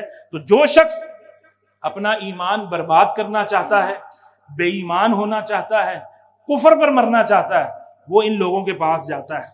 اور حدیث پاک میں پتہ کیا حدیث پاک سنیے، سرکار علیہ الصلوۃ والسلام نے فرمایا، مسلم شریف کی حدیث، من اتی عرافا، جو کوئی آیا کسی کاہن کے پاس، فسألہ عن شیء، اس نے سوال کیا کسی چیز کے بارے میں، لم تقبل لہ صلاۃ 40 لیلہ، 40 دن تک اس کی کوئی نماز قبول نہیں کی جائے گی، 40 دن کی نمازیں فارغ۔ یہ تو تھا صرف اس کے پاس آنے کا گناہ۔ غور سے سنیے، جو جادوگروں کے پاس جاتے ہیں نا، جادوگروں سے رابطے میں ہیں، کیونکہ جادوگروں کی دکانیں بھی تو ہم میں سے ہی ہوتے ہیں جو چمکاتے ہیں۔ جو صرف کسی کاہن کے پاس، نجومی کے پاس صرف آئے گا، صرف آنے کی سزا کیا ہے، 40 دن تک اس کی کوئی نماز قبول نہیں ہوگی۔ نمبر 2، ابو داؤد کی حدیث ہے، من اتا کاہنا، جو کسی کاہن کے پاس آیا، فصدقہ بما یقول، جو کچھ اس نے بکا ہے، کہا ہے، جو کوئی اس نے پیشن گوئیاں کی ہیں، جو اس نے جناب اپنی طرف سے تکے اور ٹیوے لگائے ہیں، ستاروں کی چالوں سے زائچے بنا بنا کر، ہاتھوں کی انگلیاں دیکھ کر، تمہارا جنوری کیسا گزرے گا، تمہارا جناب فروری کیسا گزرے گا، تمہارا جناب نومبر کیسا گزرے گا، تو دسمبر کیسا گزرے گا، بڑے بڑے میگزین چمک رہے ہوتے ہیں، لوگوں نے اسپیشل لگائے ہوتے ہیں کہ آپ کا ہفتہ کیسا گزرے گا۔ یہ حضرت والا بتائیں گے جنہوں نے وہ کالم لکھا ہے۔ فرمایا جس نے تصدیق کر دی اس کی، کہ جس نے نجومی نے جو کچھ کہا تھا، فرمایا فقد کفر بما انزل علی محمد، اس نے کفر کر دیا اس کا جو سرکار پر نازل ہوا ہے، اس کا اس نے انکار کر دیا۔ یہ میرے نبی صلی اللہ علیہ وسلم فرما رہے ہیں، جن کا کلمہ پڑھ کر ہم مسلمان ہوتے ہیں۔ عزیزان محترم، کسی جادو کے عمل میں آپ نے نہیں جانا، اس کا حل موجود ہے۔ اسی طرح شرابی بھی آج کی رات نہیں بخشا جائے گا، پکا شرابی۔ فرمایا کہ 10 لوگوں پر لعنت ہے، شراب بنانے والے پر لعنت، شراب بنوانے والے پر لعنت، شراب پینے والے پر لعنت، شراب اٹھانے والے پر لعنت، شراب جس کے پاس لائی گئی ہے، وہ لوڈر جس نے نہ پی ہے، نہ بنائی ہے، نہ پلانی ہے، اس جس کہتا ہے میں نے تو بھیرے کے پیسے لینے ہیں، میرا تو شہ زور ہے، میں کیا کروں، میں تو اٹھا کے بس وہاں رکھ دیتا ہوں۔ فرمایا جو اٹھا کے لایا، جس کے پاس اٹھا کر لایا، پلانے والے پر، بیچنے والے پر، جو ویٹر ہیں ہوٹلوں میں سروسز دے رہے ہیں، بیچنے والے پر، قیمت کھانے والے پر، خریدنے والے پر، جس کے لیے خریدی گئی، آرڈر ٹیکر، ڈسٹریبیوٹر اور جو کوئی مینوفیکچرر، جو کوئی بھی ہے، فرمایا ان 10 کے 10 پر اللہ کی لعنت ہے، اور یہ حرام ہے۔ آج کی رات بغیر توبہ کیے گزارنے والے نہیں بخشے جائیں گے، اور سود کھانے والے نہیں بخشے جائیں گے، زنا کے عادی نہیں بخشے جائیں گے اگر توبہ نہیں کرتے تو۔ سرکار علیہ الصلوۃ والسلام فرمایا چغل خور، ادھر کی ادھر، ادھر کی ادھر لگانے والے، فرمایا لا يدخل الجنت قطات، چغل خور جنت میں نہیں جائے گا، یہ بھی نہیں بخشا جائے گا۔ عزیزان محترم، ایک حدیث سنا کر میں اپنی بات کو ختم کرنے والا ہوں۔ ماں باپ کا نافرمان بھی نہیں بخشا جائے گا، تکبر بھی نہیں کرنے والا نہیں بخشا جائے گا، اگر انہوں نے آج کی رات بھی توبہ نہ کی، باقی تو بخشے جائیں گے لیکن وہ آج کی رات نہیں بخشے جائیں گے۔ اگر بعد میں توبہ کر لیتے ہیں، اگر ان کو زندگی کی مہلت دیتی ہے تو اللہ بخشنے والا ہے. لیکن آج کی رات کے حوالے سے میں عرض کر رہا ہوں، توبہ کر لیں گے تو اللہ معاف فرما دے گا. سب نیت کرتے ہیں کہ اپنے ہر گناہ سے توبہ کریں گے انشاءاللہ. فرمایا توبو الی اللہ، اللہ کی طرف رجوع کرو، لوٹ آؤ. صبح کا بھولا لوٹ کر شام واپس آ جائے نا تو اسے بھولا نہیں کہتے. بنی اسرائیل کا واقعہ، 99 قتل کر دیے، 100واں بھی قتل کر دیا، اور سچی توبہ کر کے چلا، موت آ گئی، فرشتے آ گئے، جنت والے کے ہم نے لے جانا ہے، جنت والے کے ہم نے لے جانا ہے. فیصلہ کیا ہوا؟ جنت والے لے گئے، اللہ نے اسے بخش دیا. 100 بندوں کا قاتل بخشا گیا. تو آج ہم توبہ کریں تو کیا اللہ، ہم تو بنی اسرائیل سے افضل ہیں، ہم بنی اسماعیل ہیں، حضور صلی والسلام کی جو ہے امت سے ہیں، تو اللہ ہمیں کیوں نہیں بخشے گا؟ ہم سچے دل سے توبہ کریں گے، اللہ ضرور بخشے گا. حضرت انس رضی اللہ تعالیٰ عنہ فرماتے ہیں توبہ کا فائدہ کیا ہوتا ہے؟ فرماتے ہیں کہ رسول اللہ علیہ والسلام نے فرمایا جب بندہ اپنے گناہوں سے توبہ کر لیتا ہے تو اللہ تبارک و تعالی اعمال لکھنے والوں کو وہ گناہ بھلا دیتا ہے. تھوڑے سے لوگوں کو سمجھ آئی ہے، تھوڑوں سو کو اور سمجھ آ گئی ہے. آخری صف تک خوش ہو کر اللہ کی اس رحمت پر آپ اللہ کی تسبیح بیان کریں کہ جو بندہ توبہ کر لیتا ہے، سوال یہ ہے کہ فرشتوں نے جو لکھا ہوا تھا تو کہیں کھول کر قیامت میں دکھا ہی نہ دیں. اللہ کے حبیب فرماتے ہیں نہیں، سچی توبہ کرو گے اللہ فرشتوں کو وہ گناہ بھلا دے گا. جن اعضاء نے وہ گناہ کیے ہیں، ان اعضاء نے گواہی دینی نا قیامت میں، اللہ انہیں بھی بھلا دے گا. مسکرا کر کہیے سبحان اللہ. جس زمین پر بیٹھ کر یا کھڑے ہو کر یا چل کر وہ گناہ کیے تھے، اللہ اس زمین سے نشانات بھی مٹا دے گا. کیونکہ زمین نے گواہی دینی ہے کل قیامت میں کہ مجھ پر کھڑے ہو کے اس نے نفل پڑھے تھے، یہاں اس نے نماز پڑھی تھی، یہاں وہ حج کے لیے آیا تھا، یہاں چل کر وہ اللہ کے دین کے لیے نکلا تھا، وغیرہ وغیرہ. تو گناہ والے ٹکڑوں نے بھی گواہی دینی ہے کہ اس نے یہ کرتوت گھولے تھے. اللہ کے نبی فرماتے ہیں اللہ اس زمین سے نشان بھی مٹا دے گا. یہاں تک کہ قیامت میں جب وہ اللہ تعالی سے ملے گا تو اس کے ذمے کوئی بھی گناہ نہیں ہوگا. عزیزان محترم، حدیث میں ہے التائب من الذنب کمن لا ذنب لہ، گناہ سے توبہ کرنے والا ایسا ہے جیسا اس نے گناہ کیا ہی نہیں. بلکہ بھائی گناہ معاف ہو جاتے کافی تھا، نہیں، جتنے تم نے گناہ کیے ہوں گے ان کی گنتی کے برابر میں انہیں نیکیوں میں تبدیل کر دوں گا. کیسا کریم ہمارا رب ہے. ہم نے مایوس نہیں ہونا. جو خودکشیاں کرتے ہیں نا، نہیں، حرام موت کبھی نہیں مرنا. جتنی پریشانی آ جائے، جو مرضی ہو جائے، حرام موت کو کبھی گلے نہیں لگانا، مایوس نہیں ہونا. لا تقنطوا من رحمت اللہ، اللہ خود فرما رہا ہے قل یا عبادی الذین اسرفوا علی انفسہم، کہہ دیجئے محبوب میرے بندوں سے یا اپنے غلاموں سے یہ کہہ دیجئے کہ جو اپنی جانوں پر ظلم کر بیٹھے ہیں، لا تقنطوا من رحمت اللہ، تم نے اللہ کی رحمت سے مایوس کبھی بھی نہیں ہونا. لا تقنطوا من رحمت اللہ ان اللہ یغفر الذنوب جميعا. اور سن لو، تمہارا خدا ایسا ہے کہ تمہارے سارے کے سارے گناہوں کو وہ بخش دے گا. اللہ اکبر یا رسول اللہ. بھئی کیسے بخش دے گا؟ تو ہم آتے ہیں ایسے بخشوں گا انہو هو الغفور الرحیم، وہ غفور جو ٹھہرا ہے، وہ رحیم جو ٹھہرا ہے. ارے اسی لیے تو علماء کہتے ہیں صد شکر کے ہستے میانے دو کریم. خدا کا کروڑا کروڑ شکر ہے کہ ہم دو کریموں کے درمیان ہیں. ہمارا رب بھی رب کریم ہے، ہمارا رسول بھی رسول کریم ہے، ہمارا رب بھی رؤوف الرحیم ہے، اور اس نے اپنے محبوب کو بھی رؤوف الرحیم بنایا ہے. عزیزان محترم، ایسا کریم رب ہمارے پاس، ہمارا ایسا کریم محبوب ہے، اللہ کا محبوب جس کی رحمت للعالمین کے مزے ہم لے رہے ہیں. اور اس نے اجتماعی عذاب کو منع کر دیا کہ محبوب وما كان اللہ لیعذبہم وانت فیہم، جب تک تم ان میں ہو، آپ جب تک ان میں تشریف فرما ہیں، اللہ کافروں پر بھی اجتماعی عذاب نازل نہیں فرمائے گا. جھٹکے آئیں گے, وہاں 2 لاکھ زلزلہ آیا تو 2 لاکھ گئے, وہ بم جنگ ہو گئی تو 10 لاکھ گئے, جھٹکے ایسے ہوں گے. اجتماعی عذاب حضور صلی اللہ علیہ وسلم چونکہ ہیں ہم میں تو عذاب نہیں آئے گا. اور لیکن اس کا ہم ناجائز فائدہ نہ اٹھائیں. آج کی رات توبہ کی رات ہے, گڑ گڑانے کی رات ہے, لیلۃ المبارکہ اسے کہا گیا, اسے جناب لیلۃ الرحمہ کہا گیا ہے, لیلۃ المغفرہ اس کا نام ہے. صلاۃ الخیر اس میں جو کوئی پڑھے اس کے لیے عظیم بشارتیں ہیں. آج ہی کی رات سرکار کو ساری جو ہے شفاعت دی گئی تھی. آج کی رات جو ہے توبہ کریں, استغفار کریں, قضائے عمری ادا کرنے کی نیت کریں. جتنے عرصے کی زکوٰۃ نہیں دی اس کا حساب لگوائیں.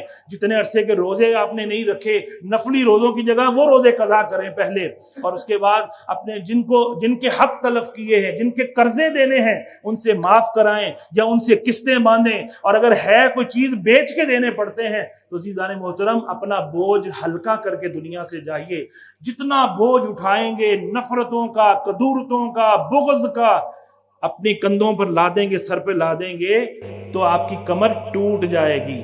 اگر وہی بوجھ آپ سر پہ لادنے کی بجائے زمین پر رکھ کر اس کے اوپر کھڑے ہو جائیں گے, پاؤں کے نیچے روندیں گے, تو آپ کا قد کیا ہو جائے گا, اور بڑا ہو جائے گا.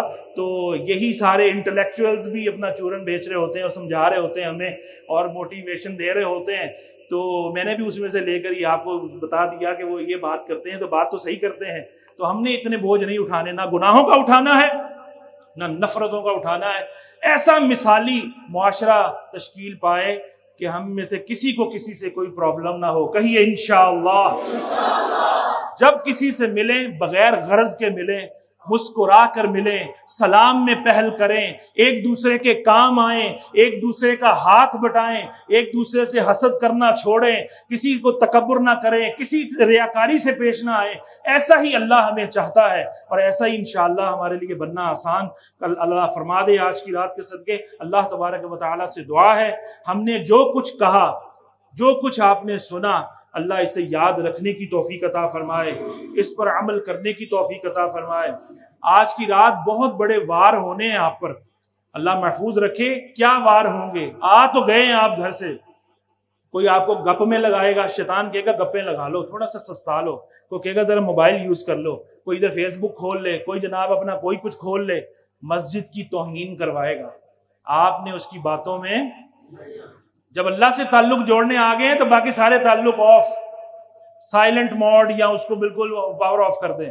کچھ نہیں ہونے لگا, کوئی اللہ معاف کرے ایمرجنسی ہو جائے گی, سب کو پتا ہے مسجد میں ایک پیغام. جب نہیں ہوتے تھے فون تب بھی تو سکون تھا کہ نہیں تھا, تو ٹک ٹک بار بار ٹو ٹو ٹو ٹو ٹو ٹو. جب اللہ کے پاس آئیں تو چھوڑ آئیں سب کچھ گھر میں, یہاں پر اللہ سے لو لگائیں اور اللہ کو منائیں. اللہ بڑا 100 ماہوں 70 ماہوں سے زیادہ پیار کرنے والا ہے, تو اس کا پیار آج لیں گے انشاءاللہ. تو سب سے آخر میں پھر آپ نے مجھ گناہگار کے لیے بھی دعا کرنی, اللہ مجھے بھی بخش دے. تو کسی وار کو چلنے نہیں دینا. اور آپ نے وہ آپ سے فجر بھی قضا کرانے کا کہے گا کہ تھوڑی کمر سیدھی کر لے, روٹی کھائی ہے, سحری ہو گئی ہے, لہذا چلو کمر سیدھی کر لو, پڑھ لیں گے فجر. نہیں, کہیں فجر پڑھ کے جاؤں گا, فجر پڑھ کے جاؤں گا. کہیے انشاءاللہ. آپ یہاں نہ آتے نہ جاگتے کوئی پرابلم نہیں تھا. عشاء با جماعت پڑھ لی, فجر با جماعت پڑھیں, ساری رات کی عبادت کا ثواب. اور ساری رات تقریریں سنتے رہے, بڑی صلاۃ و تسبیحاں پڑھتے رہے, بڑے سلام پڑھتے رہے, اور جا کے فجر قضا کر دی تو آپ کا گناہ میں شمار ہوگا سارا. تو ایسا آپ نے وار اس کا چلنے نہیں دینا انشاءاللہ. اللہ عمل کی توفیق عطا فرمائے.